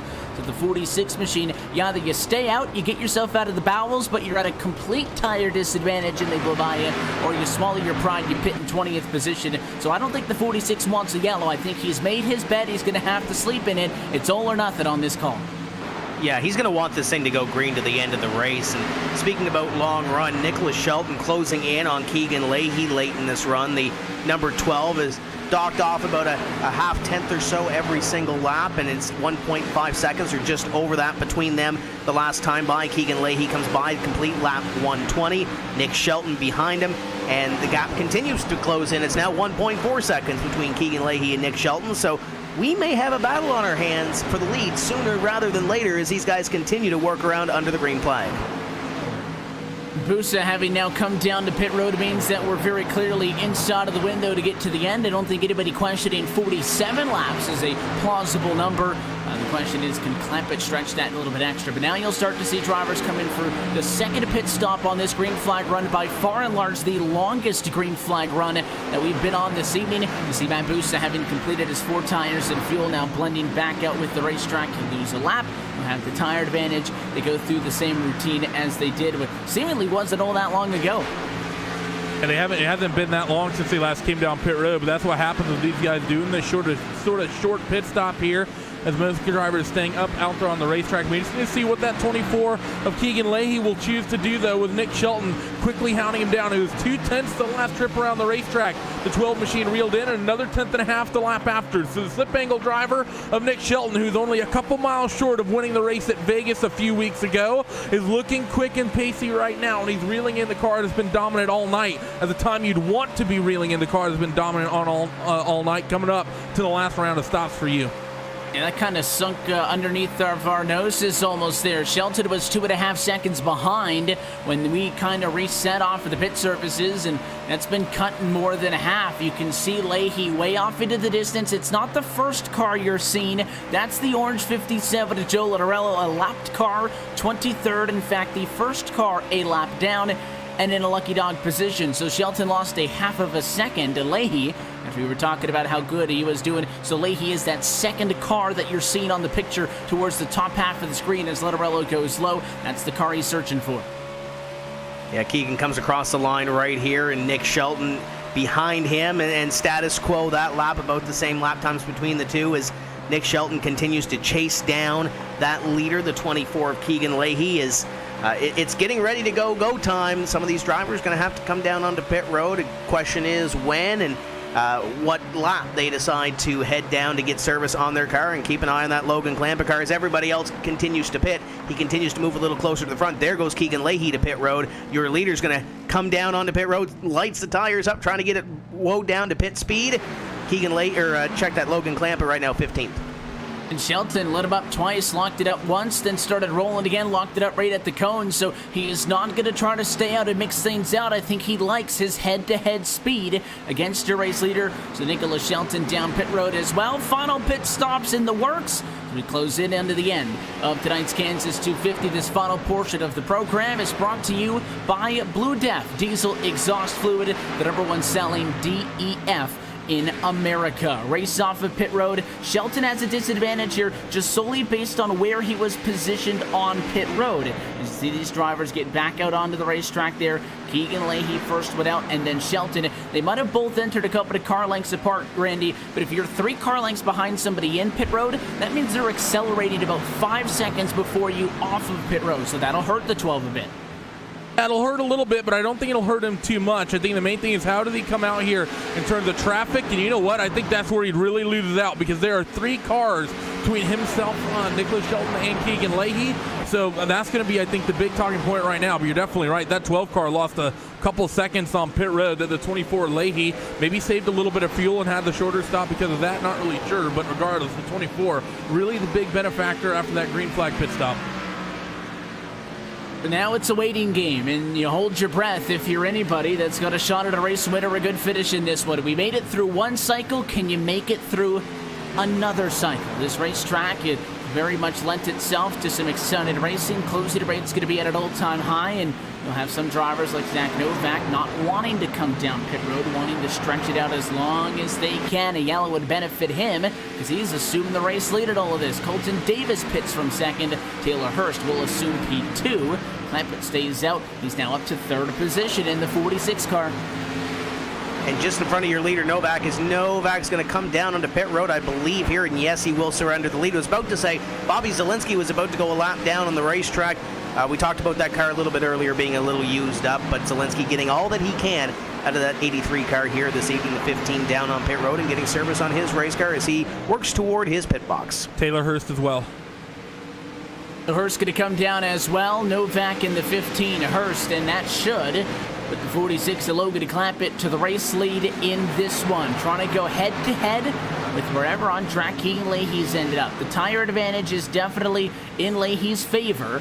Clampett right now going halfway down the back straightaway. Leahy is scored in 9th position. He's on the front straightaway, so that is a half of a racetrack, almost a 3/4 of a racetrack advantage for Clampett, who right now is about a second slower per lap. And looking at the time sheets with about 30 or so laps left to go, if you can maintain that speed, you'd catch him. The problem is, those tires aren't going to stay nice and fresh like that for Leahy for long. Those intervals are going to get smaller and smaller and smaller. The 24 car's got to work right now at a 20-second deficit. And that the tires are not going to stay anywhere near that rim. We've seen that a couple times this season, Evan. You have to think back to Vegas when it was the 12 of Nick Shelton, who ended up coming down pit road a little bit early. We saw a number of cars actually do that at Las Vegas. A lot of guys gambling, wanting to do the two-stop strategy when it was a one-stopper was the obvious way to go. And those guys, they're about a second and a half quicker for about 3 to 4 laps.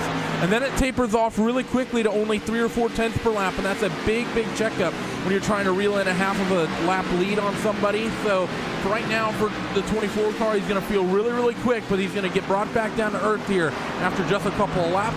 Now it's just the question is, can that 46 car as Logan Clampett hold on to the lead? 15.8 seconds was the gap last trip around the racetrack.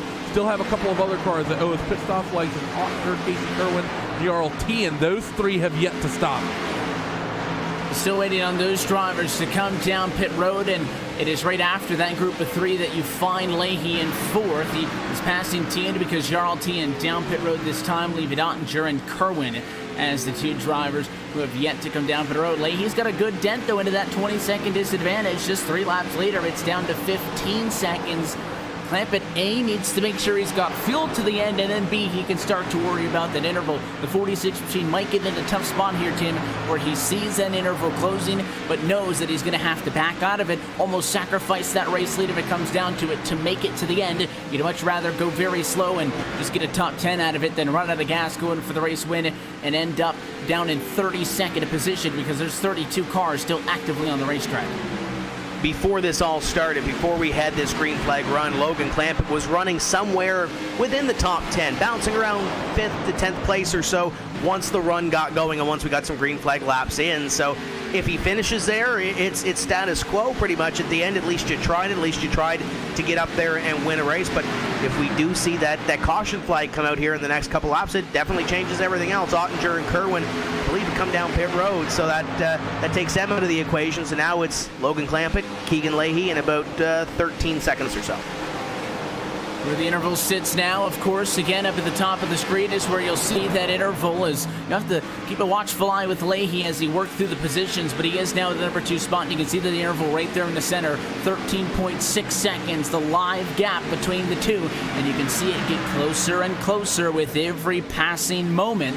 And you can see the intervals by lap, Leahy averaging from 5 to 6 tenths of a second better every single time around. So he's looking pretty good right now with 31 laps to go this time.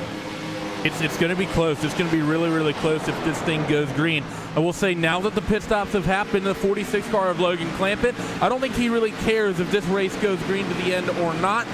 If it goes green, it'll sort of be right on the cusp. I honestly think the 24 Leahy will be able to reel him in, and if it doesn't go green, it means that the caution flies likely with him out in front, and he'll likely be able to come down pit road. But if it goes yellow, he'll want it to happen sooner rather than later, rather than having to deal with a 10 to 15 lap run and wondering if people are going to do 2 tire calls or stay out there on the racetrack trying to hope something happens and pull something off as well. So as they work through, 12.8 seconds to gap, the most recent timing update. So Keegan Lay is still reeling in. Let's see, is Keegan going to fall into the 30s this trip around the racetrack? Yes, he does. 30.1 for Keegan versus a 30.5 for Logan. So the pace is starting to equalize a little bit. And that's exactly what Clampett wants to see, is this thing balances out anywhere with Leahy less than maybe a couple of seconds off of him, it's over. The other thing to keep in mind is Shelton was closing in on Leahy. That gap got down to at its lowest 1 second. Then we saw Shelton lose half of a second. Well, that little bit on pit road exit that I had mentioned seemed to add a couple more tenths, because right now Leahy is 2 seconds in front of Shelton. That could be the battle for second. It could possibly become the battle for the race win, depending on what happens with Logan Clampett, your pole sitter, who is out in front and trying to stretch this one out to the end. So that's something else to keep in mind. This is not just between those top two. Depending on what happens, Shelton could be right there in the thick of things. He just needs to find a little bit extra. He's not really gaining or losing anything on Leahy at the moment. We saw Shelton so good late in that run before these two came down pit road, so we'll see how that all shakes out. As you see Christian Chalner on one side of your screen trying to reel in and pick up a couple of spots. Jimmy Mullis on the outside in the Racing Virginia number 27 as they duke it out at a corner number 4, and Logan Clampett continuing to lead this thing as they'll come by, and Logan will come across the stripe this time and start lap 141. And when you look back on the scoring pylon with obviously Logan Clampett on the strategy, 9 cars on the lead lap, Chalner being the last one, and Jimmy Mullis battling for position number 8 right now. So not only is the up front portion of this field changed a little bit, throughout the pack you're seeing some guys trying some different strategies and trying to get a couple of positions up from where they were when this green flag run started. Lap 141 in the works. Nearly now green flag in this race for 70 some odd laps. Trying to go all the way to the end of this one. Clampett, Leahy, Shelton, Alfala, Novak. 1, 2, 3, 4, and 5. Only including Shearburn, Pipgrass, Mullis, and Challenger through 9th position are the cars that lead lap. But again, all of that because Clampett's still out in front by 10 seconds. Sturgis going to get his lead lap back soon, and Richardson, Tucker, Hurst, and company. But I think it is something fair to note that this has been a really fantastic race, Randy. As I mentioned, 32 cars still on the lead lap. Blake Reynolds at 33rd is still on track. Conti, again, never officially went to the garage. He hasn't gotten back in that car since the wreck, but the official results would say that nobody has DNF'd in this one. Yeah, that's basically, I think Conti might be technically a DNF. I think instead of escaping out of the car, he probably just brought it down on towards pit road, got up and walked away from the sim rig. So I think he's pretty much considered DNF here. But you're right, for the most part, it's been a relatively clean race. Technically only 9 cars on the lead lap, obviously, because the 46 of Clampett has not come down pit road yet. But if you were to judge that based off of the strategy most people have been doing in regards to the 24 Leahy, most of the field would still be on that lead lap. You factor in a 9-second advantage that the 46 of Logan Clampett has right now. It actually just went down to 8.6 seconds. Last trip around the racetrack, 0.7 of a second for that 24 Keegan Leahy was what he reeled in. And with 20 laps left remaining, Logan cannot afford for Keegan to be reeling him in that quickly. Logan has to find some pace somehow, some way, if he hopes to win this thing. Unless this strategy calls to hope for a P2 or a P3. A P2 or a P3 would be better than the 7th spot that he was running in, but this isn't like he was running in the middle of the pack. He was in the wall in 1 and 2. Not the first time he's done that either. Got into the wall, Clampett right there, and that was a pretty good hit. He didn't smack the wall hard, Tim, but he rode along the wall for quite some time, and that's going to really cost him.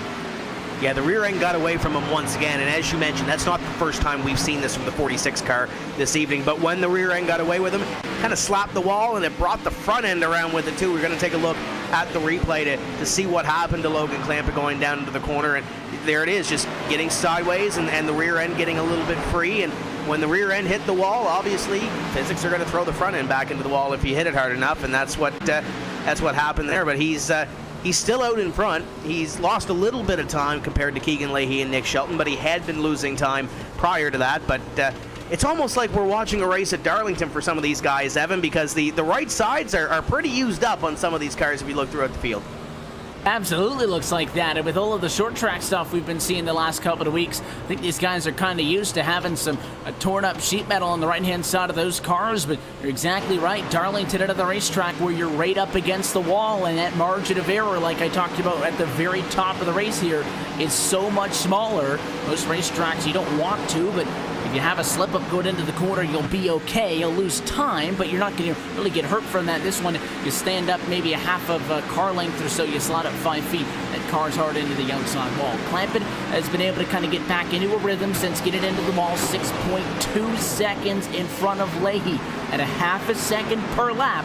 The 24 still has a shot at this thing, but he cannot take it easy with some of the lap traffic in between him and Clampett, and there's a lot of it. Overland right there. Lowe, Davis, Gilliland, Scott, Busa, Hurst, Tucker, Richardson, Vincent, and then Logan Clampett. So he's got a lot of work cut out for him.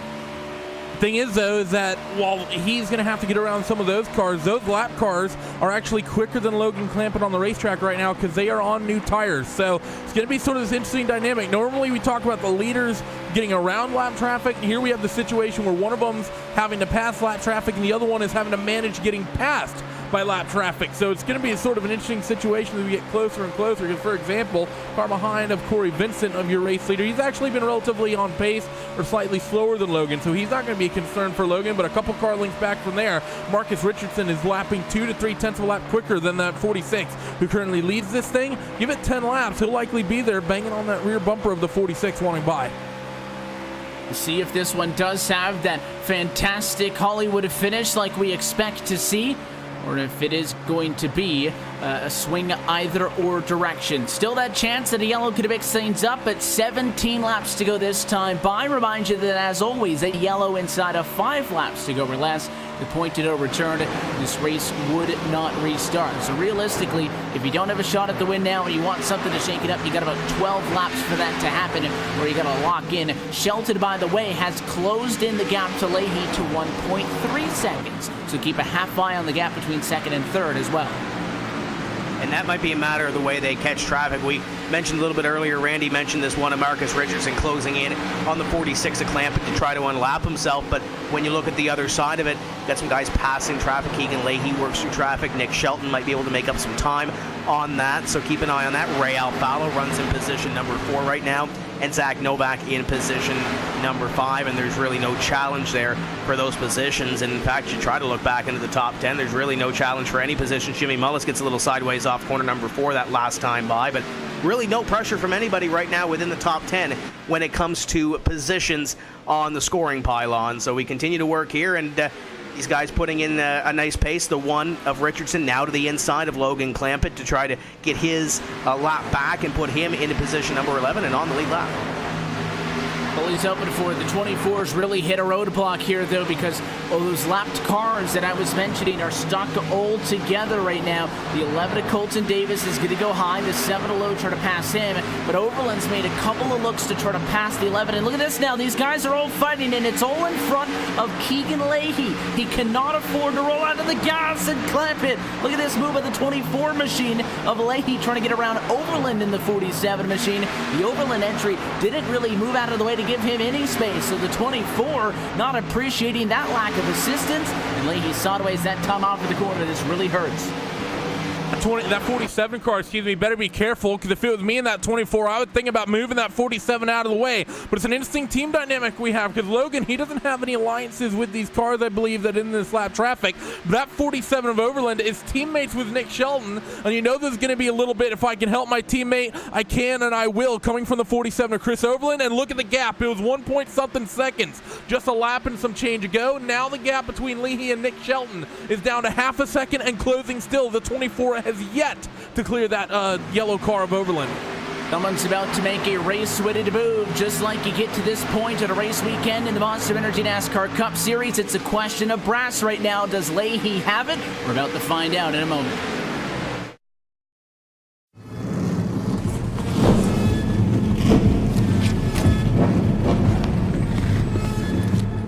Things can get rough out there. The bumper to the back of the 24! You think you got the brass? I proved it last season. That was last year. Now we've got young blood ready to take out the old. Start your engines. It's time to race.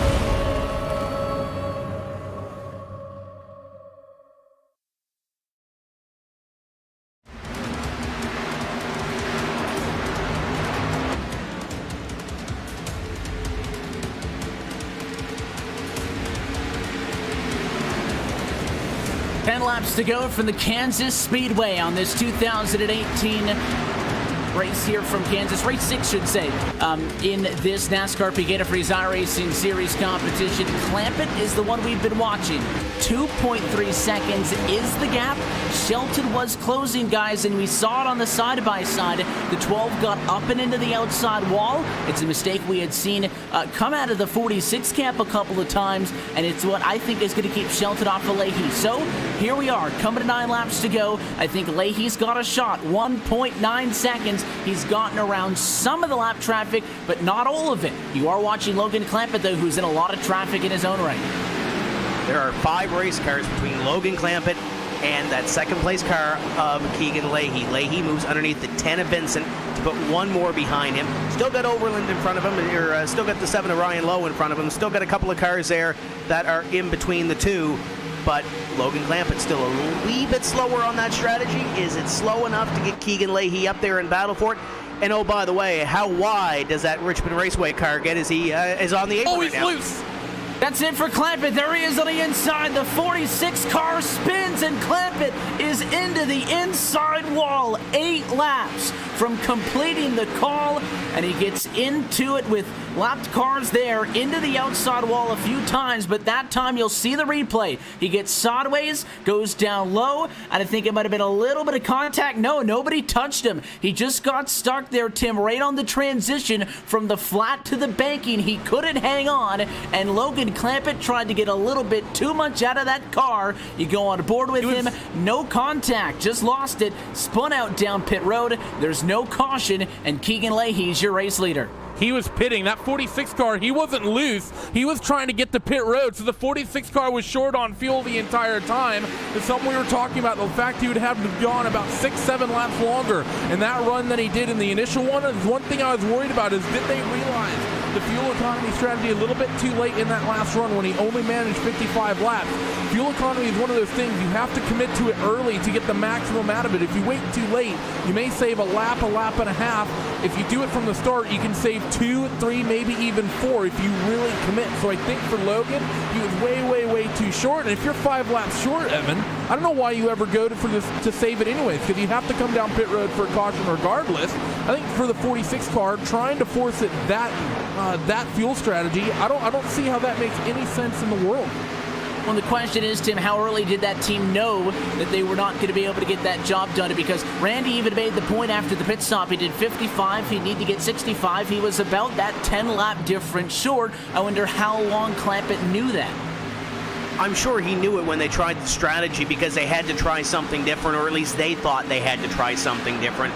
And now you were hoping for a caution. You came within 12 laps away from the finish of getting a caution flag, and it didn't happen. And at insult to injury, what happened coming down on pit road, getting into the wall. So Logan Clampett and their team obviously felt like they had to do something different, and that's exactly what they did. It just did not work out. Sometimes you're the windshield, and sometimes you're the bug when it comes to that stuff. You see Jake Sturgis on your screen. Great top 10 run for the 41 car in position number 8, but we're coming down to the end of this thing.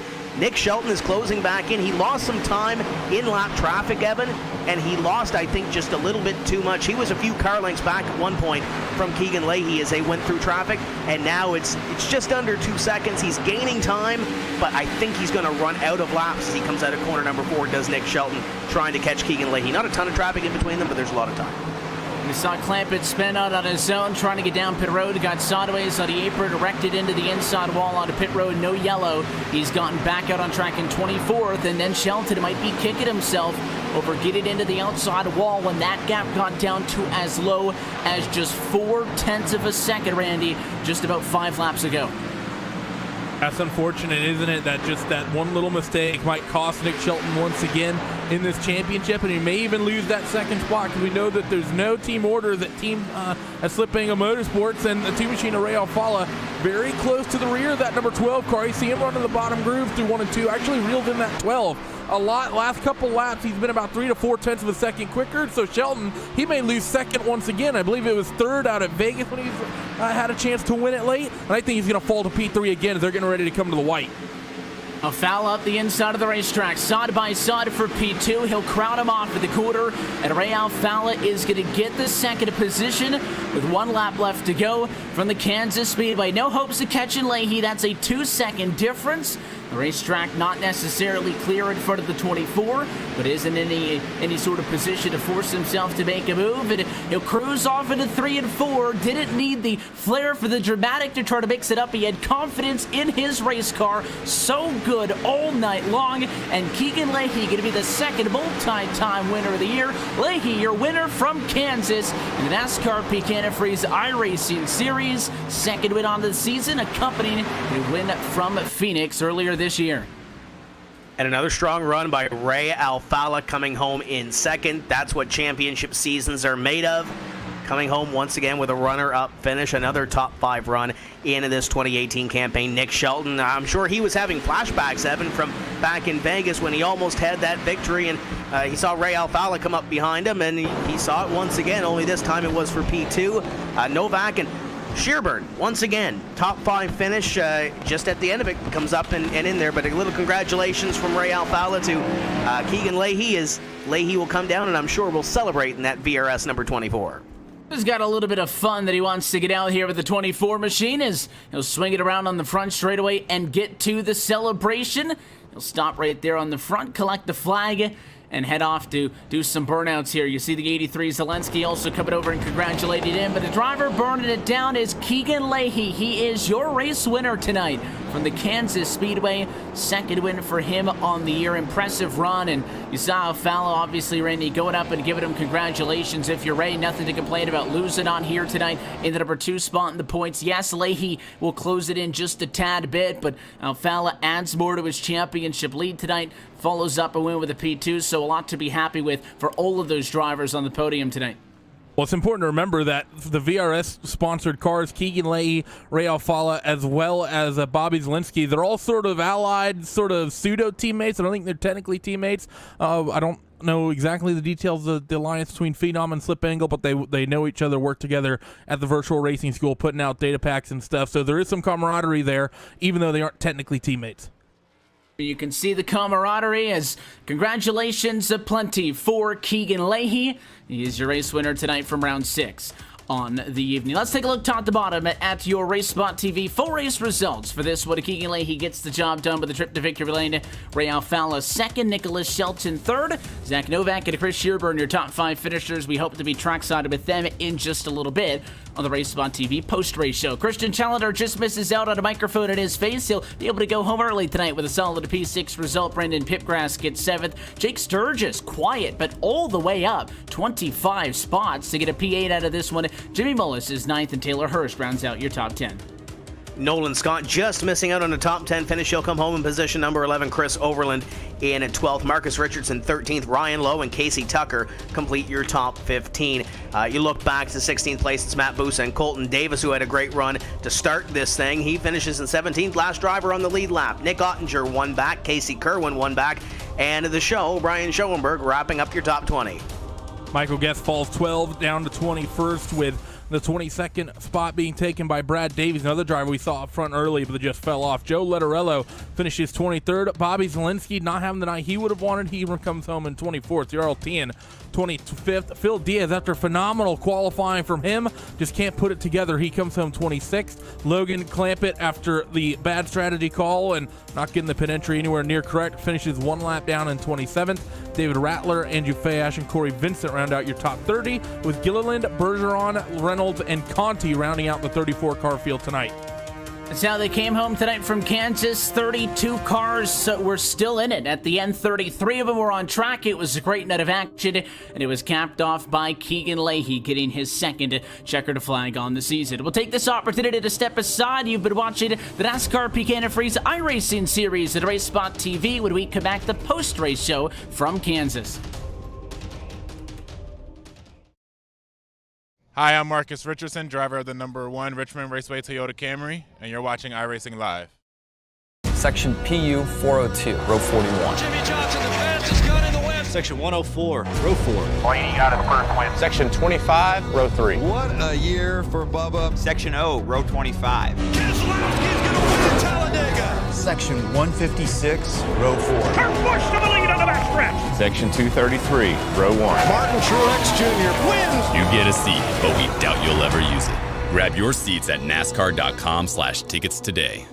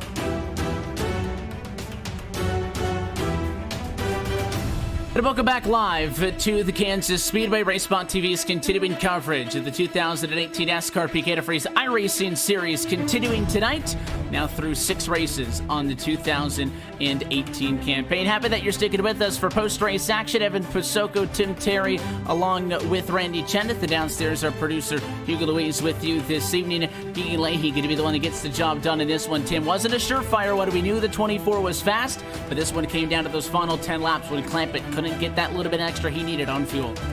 Yeah, a couple of these teams on pins and needles at the end of it. It didn't work out for Logan Clampett, but Keegan Leahy solid and fast all night long, coming home with another victory, his second on the season, and solidifying himself as a contender for this championship in 2018.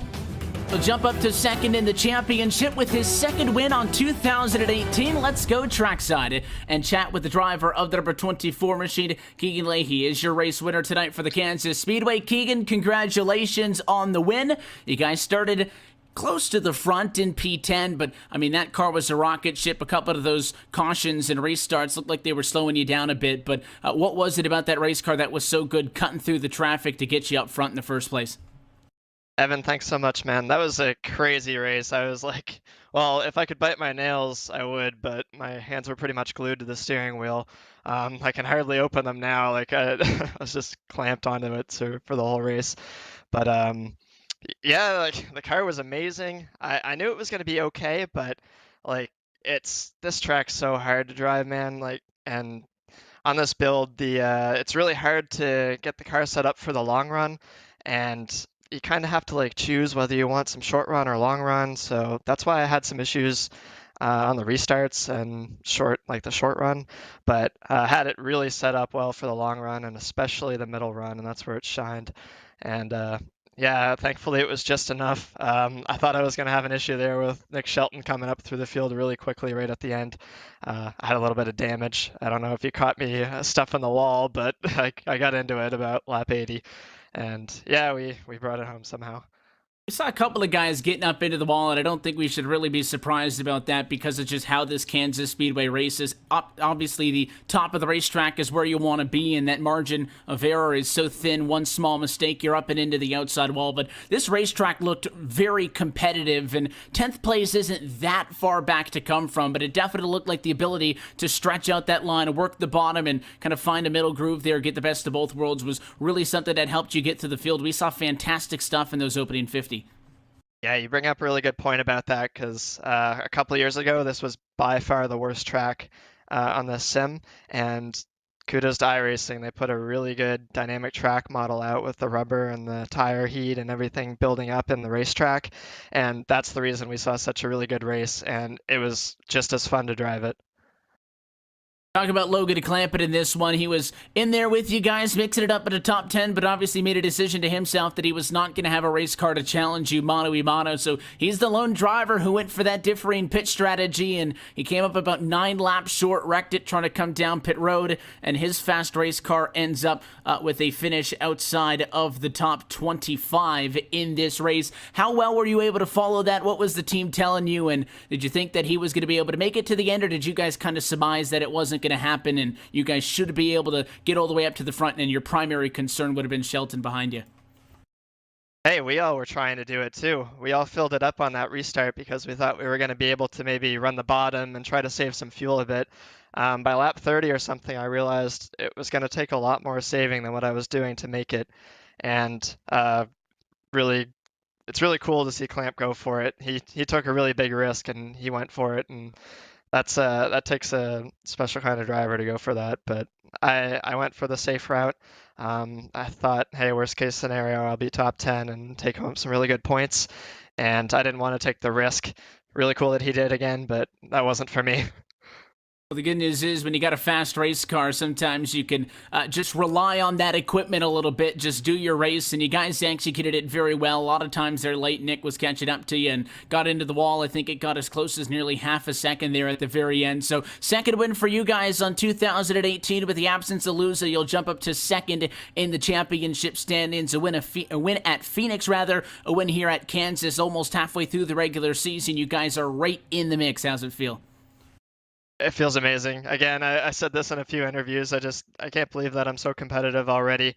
I think it's partly this build. I just love tuning these cars. I love driving them, and I'm a little bit worried. And I think 2 races from now we'll be on probably completely new physics. So hopefully I can get my hands around it. But yeah, it's it's going really well right now, and I'm really happy about it.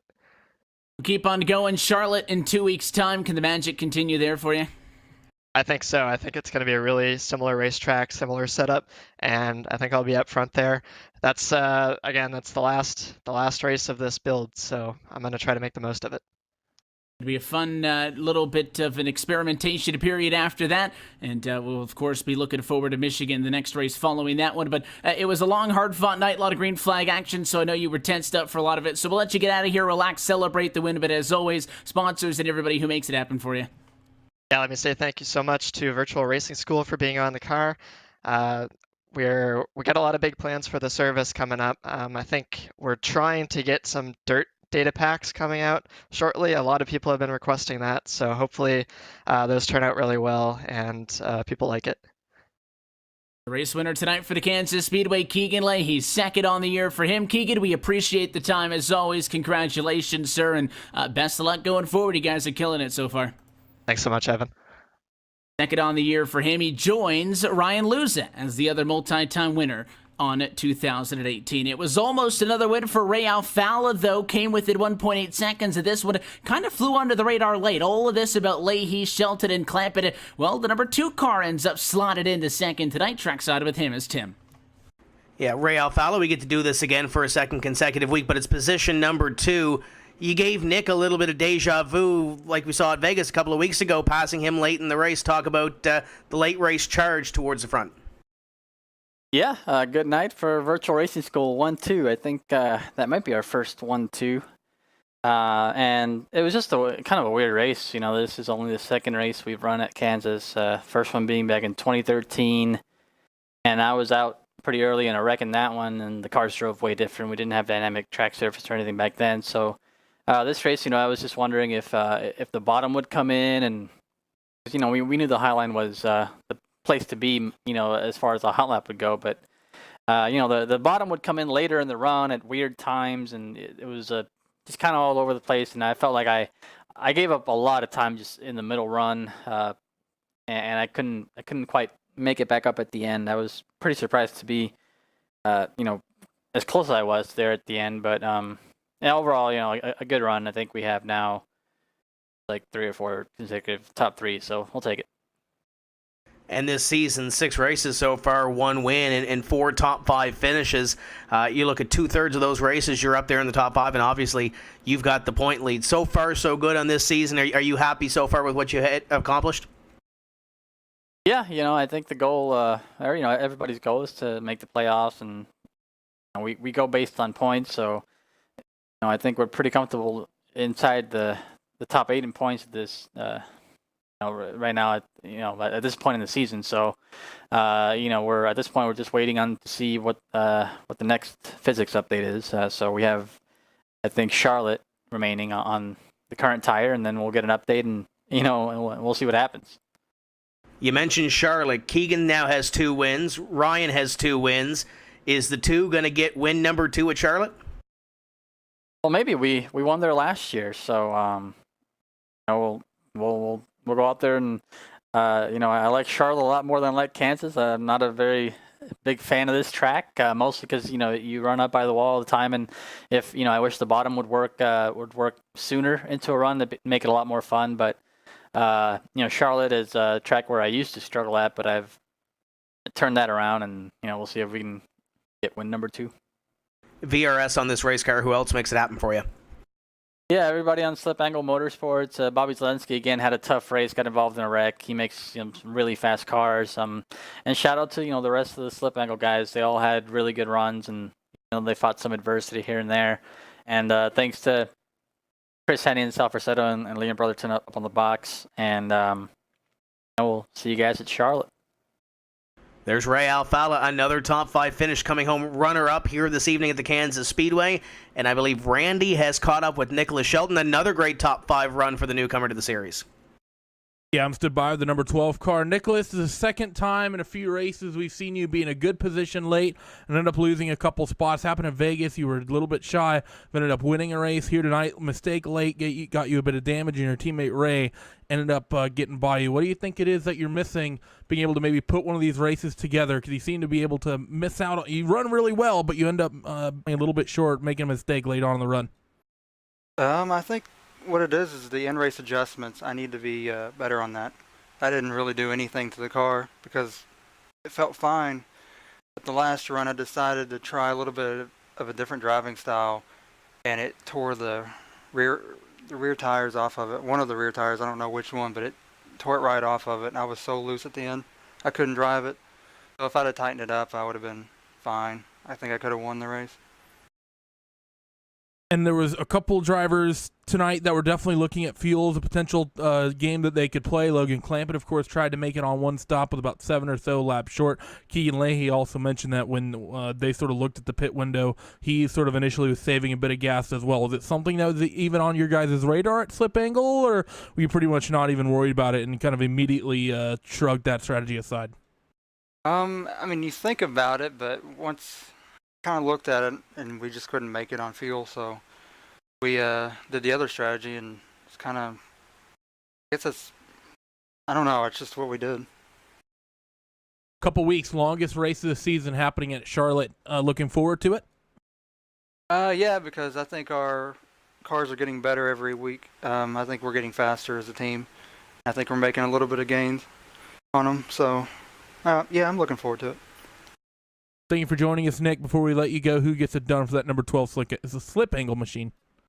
Well, I'd like to thank everybody. I think Zelensky and everybody that worked on the setup. I'd like to thank Ford Entertainment Group for being on the car. And that's pretty much it. Well, so there he was, driver of the number 12 car. Nick Shelton comes home third tonight. I believe Tim has stood by with the man who dominated this race early. Unfortunately, didn't do so late. The 15 is Zach Novak. Yeah, led a lot of laps here this evening. Comes home in position number 4. Zach, let's talk about your night at the Kansas Speedway. I'm sure you're not happy with position number 4, but it's a top 5 run for you. Yeah, I'd say I'm happy overall. We came into this race with no top 5s so far, but we've had top 5 cars every race. So I'm happy to finally break through, kind of at least postpone the sophomore slump that they call it. So we had a really, really good car tonight. Struggled on the long run a little bit, but once we got the adjustments in it, it really wasn't that bad. I think we still had a shot at the win. If we just didn't have a few mess ups there in the last 2 runs. So all in all, really good job by my crew chief Logan Sheets for just helping me out on top of the box all night, making sure I felt good on the long runs and the short runs. And big shout out to Brendan Cobbinger as well. He really helped me stay calm there those last 2 runs, and brought it home 4th. We talk about the Kansas Speedway not being on the schedule for a couple of years, and then we have a long green flag run to the end of the race. Was pit strategy a question throughout the night, and how many times did the call change to come down pit road under that green flag run? Yeah, we were expecting to do longer runs than 40s, which is what we did at the end there, something like 40s. We were expecting to do 50s, 55-lap runs, and we put full fuel in it at the start of that long run at the end. So we were really, really loose on the long run, and yeah, we were expecting to go just 1 stop, but instead we split it into 2, and obviously that was the better strategy. So yeah, that's just, shout out to Logan Sheets for, like I said, just helping out on top of the box, making sure we made the right call there. Now you're sitting unofficially before the drop 16th in the point standings. Does this change the momentum and looking forward to the playoffs? Obviously that's where you want to beat it, but does it change the momentum with a top 5 run here tonight? I really hope so. We've had top 5 cars every week, and I think we're good enough to make the chase again this year. Obviously we made it last year and might have had a shot at the championship. Could have broke through at Dover, but the cars have been really, really solid. And, we just got to put these races together. We've struggled to do that, mistakes on pit road, or you're just getting caught in bad situations. So hopefully we can get the races put together the way we want them to and keep clicking off top 5s and top 10s. Got a sharp-looking race car. Who's on the side of it? Yeah, big shout out to Sim Speed Shop for hopping on the car for this whole season. They were originally on the car for 3 races this year, but decided to extend that for the full season, and I'm really excited to be working with them. If you need button boxes or sim appliances, go to them. They're doing an awesome job, and I can't thank them enough for helping me out this year. Also, big shout out to Loco Toco Designs for making the car look good. I've never ran white and orange before, but I will say it's grown on me. I really like it. So thanks to them, and really huge shout out to all my teammates at Lockdown Racing. Matt and Taylor have really, really tried hard this year on making the cars go fast, and then everybody else, Jimmy, Andrew, David, all the guys behind the scenes, the support staff, especially the guys that helped me out on the race, like I said before, Logan and Brandon. It's really a group effort over here at Lockdown Racing, and I'm really glad that we finally got some results to show for it. And a result in a top 5 finish. Zach Novak finishes in position number 4. He's shown speed all season long, and great to see him finally crack the top 5 and get a finish that's indicative of where he's been running, Randy. And speaking about a guy that's been in the top 5 a couple of times, I believe this is his 2nd top 5 of the season. You're down there with Chris Shearburn. Yeah, the 36 car has been having a good run, and Chris not really being able to get it. I think your top 5 you had earlier in the season, you had to come through the field as well. Qualified 22nd tonight, you end up 5th. What happened to your qualifying that put you so far down the field and made the night so tough on you? I wish I knew. It's kind of pretty much the theme for the last couple of years is miss it in qualifying a little bit and make it hard on myself. I'm not really sure what lap felt pretty good. It just wasn't quite fast enough to get up there a little bit further. You guys at Phenom are kind of on another level right now. When Luza ends up turning up, he's, of course, one of the quickest drivers late in the run.